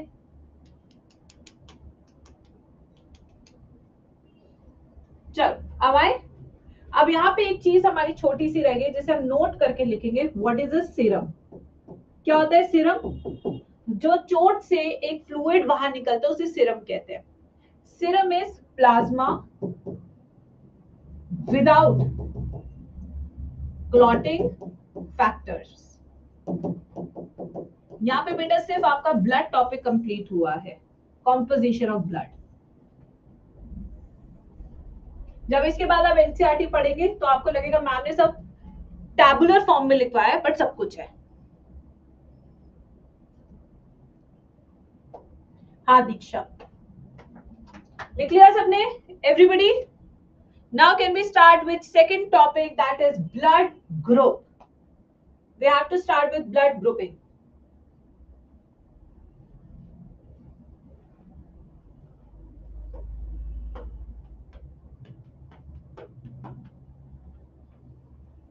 चलिए बच्चों, next very very interesting topic जिसमें आज आपको बहुत मजे आने वाले हैं क्लास में, दैट इज ब्लड ग्रुप। अगर आपने ये टॉपिक आज यहाँ पे अच्छे से समझ लिया तो जब मैं आपको कोडोमिनेंट समझाऊंगी जेनेटिक्स में तब आप बहुत मजेदार तरीके से समझ लेंगे। ठीक है, अब आते हैं ब्लड। ब्लड में हमारे दो कंपोनेंट्स होते हैं, एक आरबीसी और एक प्लाज्मा। आरबीसी के ऊपर एक शुगर प्रेजेंट होती है जिसे हम कहते हैं एंटीजन। वापस से सब मेरे साथ बोलेंगे बच्चों। आरबीसी के ऊपर प्रेजेंट होती है शुगर जिसको बोलते हैं हम एंटीजन। वापस से सब बोलेंगे एक बार मैम के साथ फिर से।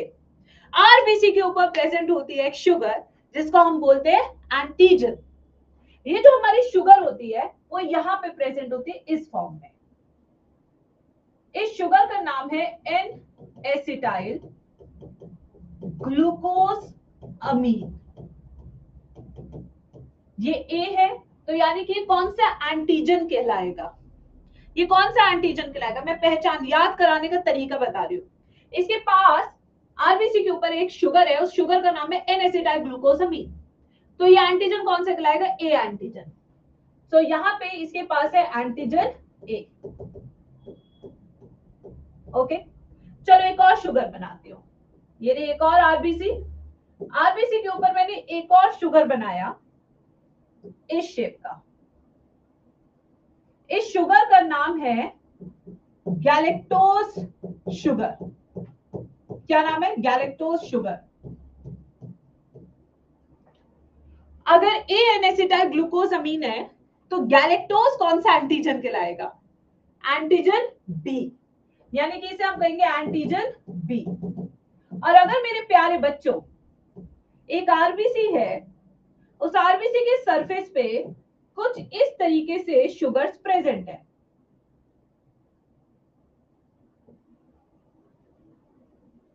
तो इसके पास कौन कौन से एंटीजन प्रेजेंट है? ऐसे देखो, अगर मेरे पास एक आरबीसी है और वो आरबीसी ऐसा दिखता है तो आप क्या बताएंगे कौन कौन से एंटीजन प्रेजेंट है इसके पास? इसके पास प्रेजेंट है दोनों antigen, antigen A and antigen B.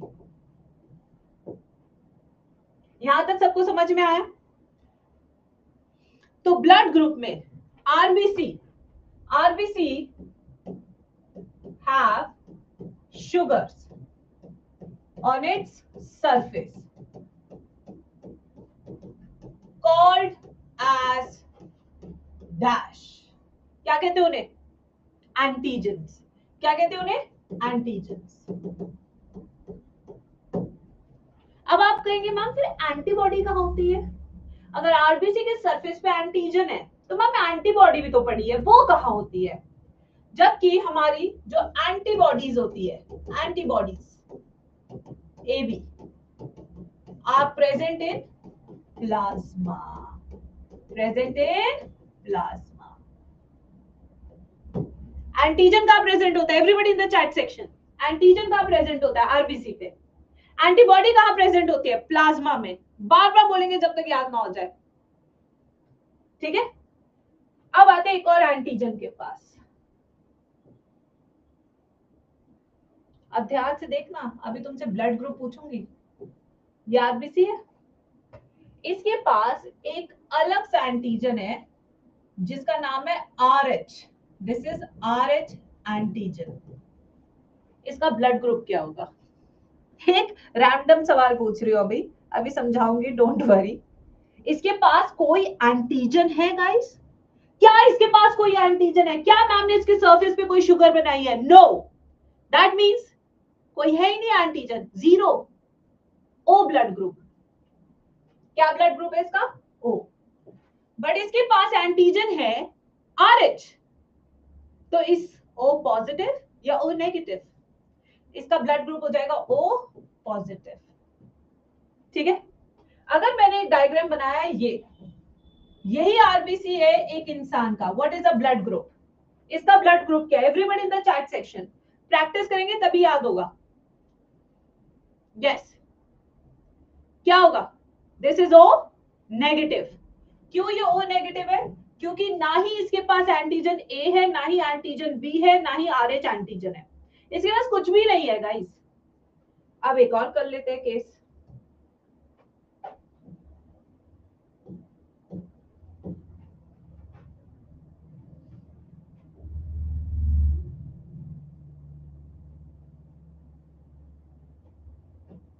What is the blood group? इसका ब्लड ग्रुप क्या है? पूरी की देखिए और बताइए. So triangle is your antigen A. यानी कि इसके पास एन एसिटाइल ग्लूकोसामिन शुगर है आरबीसी के सरफेस पे, प्लस इसके पास RH एंटीजन है. तो इसका ब्लड ग्रुप क्या हो जाएगा? A positive. अगर कोई अनजान एंटीजन आपके शरीर में घुसेगा, अगर कोई अनजान इंसान आपके घर में घुसेगा, तो आप ये थोड़ी कहोगे आजा आजा यहाँ पे मम्मी का लॉकर है या मम्मी का लोटा है, यहीं से चुराने का है. कोई भी ऐसा नहीं करता. सब कोई रिस्पॉन्सिबल. भाग यहाँ से, बुलाओ कि पुलिस को बुलाओ, पुलिस को बुलाओ, बताओ. ठीक है. तो ऐसे ही बेटा शरीर में भी होता है. जब कोई एंटीजन, अनजान antigen, mind my words what I am saying, अनजान एंटीजन जब किसी के शरीर में घुसता है तो उसकी एंटीबॉडी भी कहती है आ जरा तेरे को पीटू पकड़ के, आ जा तेरा भूजी पाव यहीं बनाऊं मैं. बट एंटीजन कौन सा है? अनजान. अगर ए एंटीजन ए की बॉडी में जाएगा तो वो अनजान नहीं है, वो रिश्तेदार है, तो रिएक्शन नहीं बनेगा.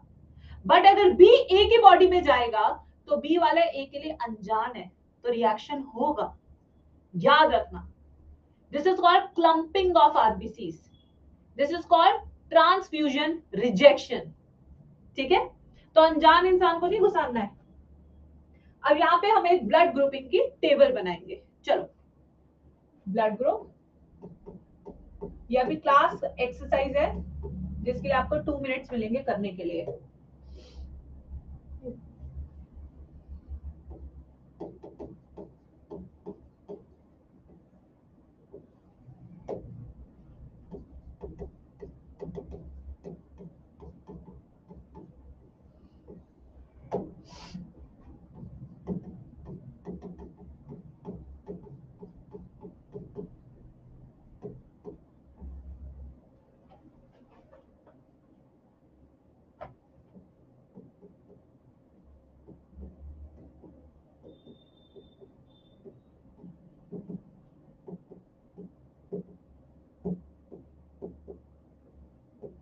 बनाइए बनाइए। अभी टाइम क्या हुआ है? 120, 123 we will start. 3 minutes for this table.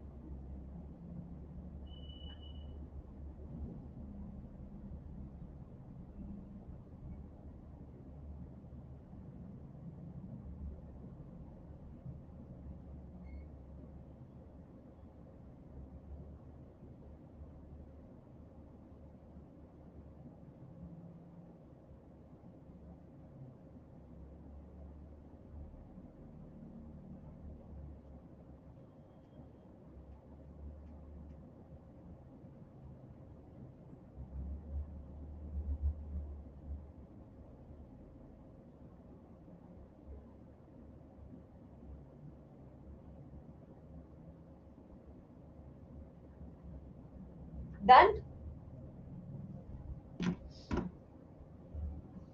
चलिए आइए बच्चों, ए पॉजिटिव डायग्राम, ये मैं ट्राइंगल बना रही हूँ और प्लस ये आर एच एंटीजन। समझ आ जाएगा बच्चों ऐसे सबको नोटबुक में? एंटीजन कौन से एंटीजन हो गए इसके पास? एंटीजन ए और आर एच। एंटीबॉडी हमेशा ऑपोजिट होगी क्योंकि सेम होगी, घर में सेम रहेंगे तो लड़ाई होगी।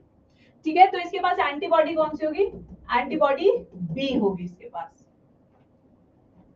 अब आते हैं नेक्स्ट, ए नेगेटिव, इसका डायग्राम, ये आरबीसी है, इसके पास ए एंटीजन होगा, आर एच एंटीजन नहीं होगा, तो इसके पास सिर्फ ए एंटीजन है, आर एच नहीं है, और एंटीबॉडी बी होगी इसके ब्लड में। यहां तक सबने सही लिखा है खुद से? Yes everyone. अब आते हैं बी पॉजिटिव, ये हमारा आरबीसी है, ये हमारी बी शुगर है, और ये हमारा आर एच एंटीजन है। तो इसके पास कौन कौन से होंगे? B antigen, R H antigen, और एंटीबॉडी ए होगी इसके पास ऑपोजिट। बी नेगेटिव, ये हमारा आरबीसी है, ये हमारा बी एंटीजन है, antibody A. A B positive, RBC, ये बी शुगर, ए शुगर, और ये आर एच। काफी सब कुछ माल है इसके ऊपर तो। ठीक है, ए बी आर एच, कोई भी एंटीबॉडी इसके ब्लड में नहीं होगी। A B negative, RBC,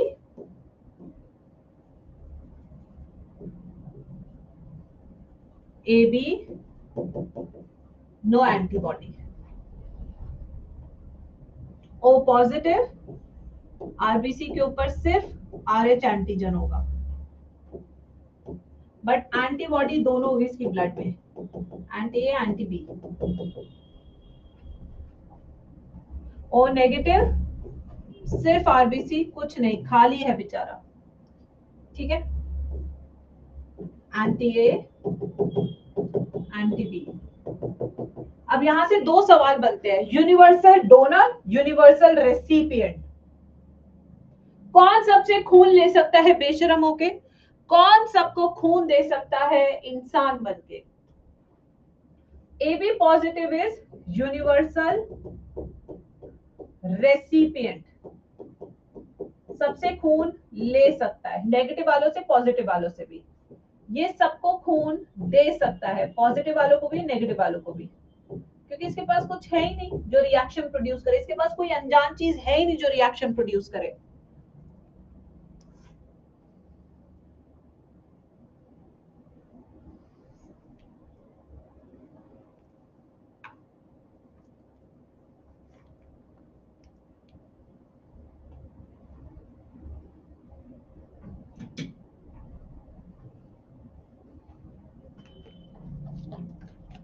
time slow क्यों चल रहा है? अभी भागेगा भागेगा, डोंट वरी। अभी सवाल होंगे ना, फिर भागेगा। एक्सटेंड कर रही हूँ क्लास को 1 सेकेंड, अभी भगा दो टाइम को, डोंट वरी।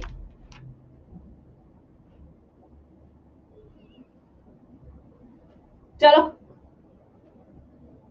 अब आते हैं क्वेश्चंस, प्रैक्टिस। ब्लड ट्रांसफ्यूजन के क्वेश्चंस में बच्चों को सबसे ज्यादा दिक्कत होती है, तो मैं यहाँ पे बहुत सारे केसेस लिख रही हूँ और सबके true false true false true false अभी बताने क्लास में।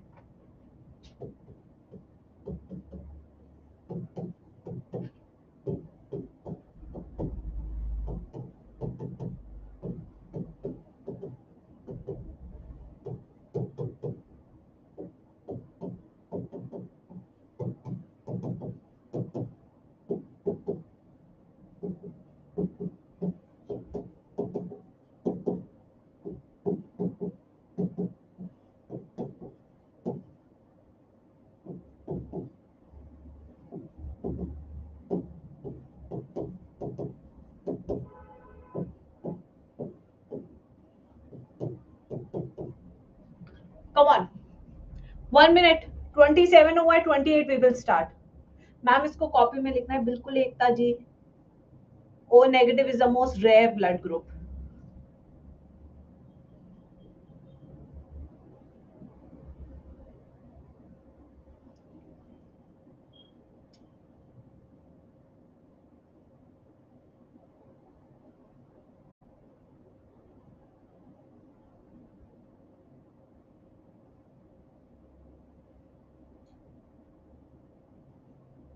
मैम मेरा पिन कर दो, करती हूँ, ये रहा। चलो आज हितेन बाबू ने आंसर भेजा है और कहा है कि मैम पिन कर दीजिए। चलो भाई देखते हैं हितेन बाबू सही है या नहीं, चलिए देखा जाए आज। तो सबसे पहले सॉल्व करते हैं ए पॉजिटिव ए नेगेटिव। कौन है अनजान? RH एंटीजन है यहाँ पे अनजान। ये पॉजिटिव है नेगेटिव है, इसके बॉडी को RH के बारे में नहीं पता, यानी कि रिजेक्शन होगा। तो पहला वाला क्या हो गया? False. This transfusion is not possible. बेटा हितेन, सॉरी बेटा, खड़ा हूं आज भी। ओए मैंने इसको रिमूव कर दिया यार, गलती से अनपिन की जगह। सॉरी हितेन, नेक्स्ट क्लास में सही हो जाएगा, ठीक है। ए नेगेटिव वाला ये पॉजिटिव को दे सकता है, यस, क्योंकि उसके पास RH एंटीजन नहीं है, ये ट्रू। सॉरी हितेन, मेरे से गलती से रिमूव हो गया, ठीक है। A B positive A positive को दे सकता है, यहाँ पे बी एंटीजन अनजान है इसके शरीर के लिए। इसके शरीर के लिए क्या अनजान है? इसमें बी एंटीजन अनजान है, तो उसे घुसने नहीं देंगे घर में और रिएक्शन बनेगा, false. A positive A B positive, A भी जान पहचान का है, पॉजिटिव भी जान पहचान का है, यानी कि ये ब्लड ट्रांसफ्यूजन हो जाएगा। प्लस भी जान पहचान का है, बी भी जान पहचान का है, यानी कि ये ट्रांसफ्यूजन भी हो जाएगा, ठीक है। प्लस जान पहचान का नहीं है, यानी कि ये ट्रांसफ्यूजन नहीं होगा। नेगेटिव ठीक है, बी भी जान पहचान का है, ए भी जान पहचान का है, ये भी ट्रांसफ्यूजन हो जाएगा। ओ नेगेटिव ए पॉजिटिव, ये ट्रांसफ्यूजन भी हो जाएगा। किसने सही आंसर दिया है? Everybody in the chat section. किसने सारे केसेस बिल्कुल सही दिया है? जितने केसेस हो सकते थे मैंने उतने बनाने की कोशिश की है, जैसे कि आप नीट में गलत ना करें, ठीक है। काफी सारे बच्चों ने अच्छे आंसर्स दिए हैं, very good very good, concept समझ में आ गया। अब नेक्स्ट टॉपिक करेंगे हम ब्लड क्लॉटिंग। चलिए लिखे ब्लड क्लॉटिंग। इसी टॉपिक का दूसरा नाम है ब्लड कोआगुलेशन। लिखिए heading, blood clotting, blood coagulation.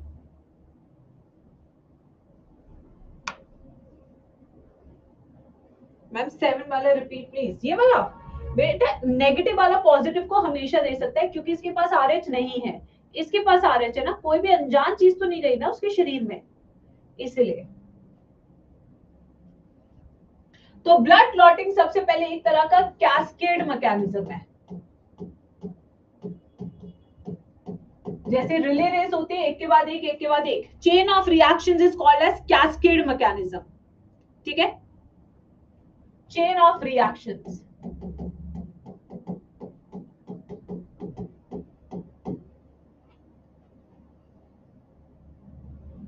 Ma'am negative थोड़ी दे सकता है, अरे नेगेटिव में तो है ही नहीं ना आरएच एंटीजन, नेगेटिव के पास तो आरएच एंटीजन है ही नहीं ना, तो देगा क्या पॉजिटिव वाले को? कुछ भी नहीं, उसके पास तो है ही नहीं ना। आरएच पॉजिटिव वाला नेगेटिव को ब्लड नहीं दे सकता, क्यों? क्योंकि उसके पास एंटीजन है। बट नेगेटिव वाला पॉजिटिव को दे सकता है, क्यों? क्योंकि उसके पास आरएच एंटीजन है ही नहीं, इसलिए। ठीक है, अब आते हैं बच्चों कैसे होता है ब्लड क्लॉटिंग या हमारा ब्लड कोएगुलेशन। तो मैम बी पॉजिटिव वाले को ओ नेगेटिव और बी नेगेटिव दे सकता है, हाँ दे सकता है, बिल्कुल सही प्रशांत, बिल्कुल दे सकता है, यस। अब आइए बच्चों, तो सबसे पहले इंजरी या ट्रॉमा, यानी कि कोई भी चोट जब लग जाती है तो शरीर में क्या होता है, तुरंत से कि खून रुक जाता है, ठीक है। और क्वेश्चन कराने में अभी करा दूंगी इस टॉपिक के बाद, डोंट वरी, अगर आपको लग रहा है तो अभी मैं करा देती हूँ। जैसे आप क्वेश्चन पूछो ना, मैं उस टाइप के भी क्वेश्चन कराती हूँ। एक बार ये टॉपिक कर लो, छोटा सा है, फिर मैं कराती हूँ। मैम एरिथ्रोब्लास्टोसिस रह गया, मैंने कब कहा कि मैंने कंप्लीट कर दिया चैप्टर? मैंने तो ऐसा कभी कहा ही नहीं मेरे प्यारे बच्चे, मैं तो अभी पढ़ा ही रही हूँ, मैंने तो छुट्टी भी नहीं बोला अभी तक। चलो इंजरी और ट्रॉमा, ये छोटा टॉपिक था इसलिए पहले लिया था मैंने। जैसे कोई इंजरी या ट्रॉमा होता है या चुगली करनी होती है, तो सबसे पहले चुगलीबाज कौन आते हैं? थ्रोम्बोप्लास्टिन्स। कौन आते हैं सबसे पहले चुगलीबाज? थ्रोम्बोप्लास्टिन्स। ये थ्रोम्बोप्लास्टिन्स जो है प्लेटलेट से आते हैं। ये थ्रोम्बोप्लास्टिन्स किसको एक्टिवेट करते हैं? थ्रोम्बोकाइनेज एंजाइम को। किसको एक्टिवेट करते हैं? थ्रोम्बोकाइनेज एंजाइम, जिसे काम करने के लिए कैल्शियम चाहिए होता है। तो अगर आपके शरीर में कैल्शियम कम है तो आपकी ब्लड क्लॉटिंग भी स्लो होगी। अब जब ये एंजाइम एक्टिवेट हो ही गया है तो ये हमारे प्रोथ्रोम्बिन को, जो कि ब्लड में है, उसको कन्वर्ट कर देता है किसमें? थ्रोम्बिन में। किसमें कन्वर्ट कर देता है? थ्रोम्बिन में। ये थ्रोम्बिन कैल्शियम की प्रेजेंस में बदल देता है फिब्रिनोजन को, किसमें? फिब्रिन में। फिब्रिन में। और यही फिब्रिन आपका क्लॉट भरने का काम करता है।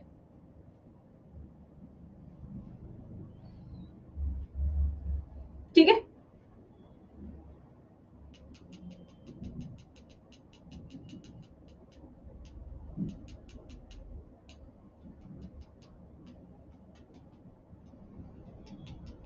ठीक है। ये जो प्रोथ्रोम्बिन है, इसका सिंथेसिस कहाँ होता है बच्चों? लिवर में। इसका सिंथेसिस हो रहा है लिवर में, बट ये प्रेजेंट कहाँ पे होता है? हमारे ब्लड में। और इसके सिंथेसिस के लिए हमें एक विटामिन चाहिए होता है जिसका नाम है विटामिन के। अगर आपके शरीर में विटामिन के भी कम है तब भी आपकी क्या होगी? कम हो जाएगी क्लॉटिंग की स्पीड।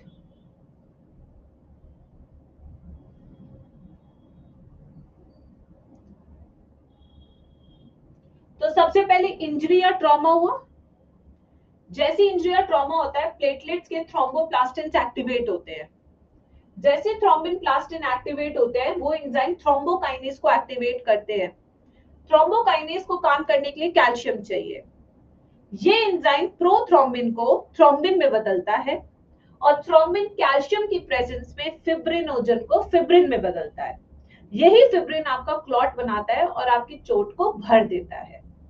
ये जो प्रोथ्रोम्बिन है, ये लिवर में बनता है और लिवर में बनने के लिए सिर्फ विटामिन के की जरूरत होती है। बनने के बाद ये कहाँ जाता है? ब्लड में। ठीक है, यस। तो क्लॉटिंग के लिए हमें दो चीजों की सबसे ज्यादा जरूरत है, एक है कैल्शियम और एक है विटामिन के। अगर ये दोनों कम है तो क्लॉटिंग स्लो हो जाएगी। अरे तो प्लाज्मा भी ब्लड में है ना आशा कुमारी, या नहीं है?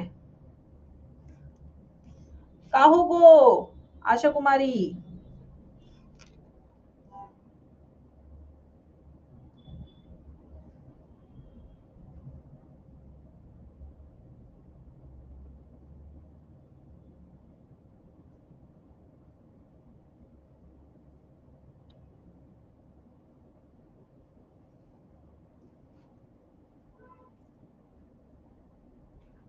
मैम छुट्टी, नो छुट्टी, क्वेश्चन कराऊंगी अभी। आ जाओ, अब क्वेश्चन कराती हूँ यहाँ पे। मान लो कि इसका ब्लड ग्रुप बी पॉजिटिव है, कौन कौन से ब्लड ग्रुप इसे खून दे सकते हैं? कौन कौन से ब्लड ग्रुप इसे खून दे सकते हैं? जितने आपको लगते हैं आप बताइए। ए दे सकता है शिवम, तेरे को तो लगेगी एक बहुत बड़ा चाटा।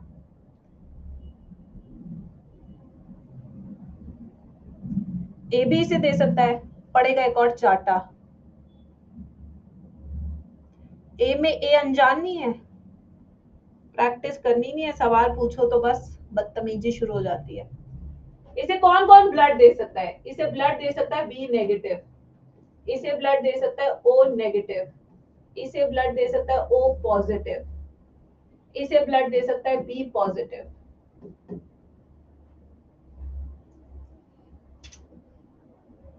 गधे कहेंगे। नेक्स्ट क्वेश्चन, इसे कौन कौन ब्लड दे सकता है? ये कैसे डिसाइड करेंगे? कॉन्सेप्ट लगा के। ए पॉजिटिव आप बी पॉजिटिव को दे नहीं सकते, ए तो दे ही नहीं सकते, ए बी भी नहीं दे सकते। इसको ब्लड दे सकता है सिर्फ बी नेगेटिव, ओ नेगेटिव।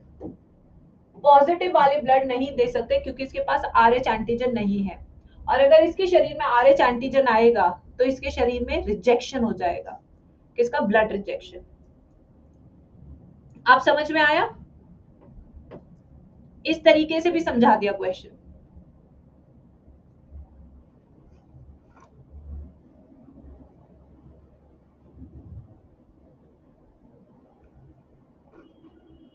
ठीक है, चलो अब कल की क्लास में हम करेंगे एरिथ्रोब्लास्टोसिस फेटालिस। जिन बच्चों को बहुत ज्यादा दिक्कत हो रही है कि मैम ने नहीं कराया, तो मैं बता दूं मैंने अभी तक चैप्टर कंप्लीट नहीं किया है और मुझे पता है मुझे क्या कराना है क्या नहीं कराना है।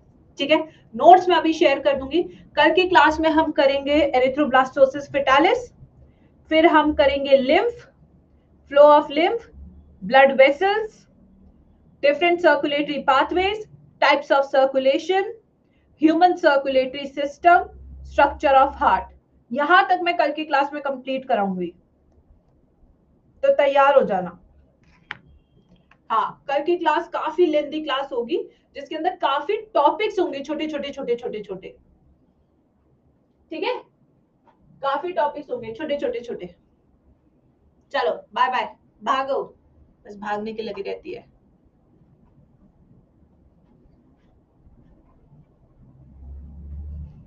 नोट्स अपलोड कर, कल की क्लास आपकी मोस्ट प्रोबेबली 12 या 12:30 के बीच में होगी। ठीक है, सुबह ध्वनि के स्कूल जाना है, आके वॉक, फिर पूजा, खाना। ठीक है, 12 12:30। चलो बाय बाय।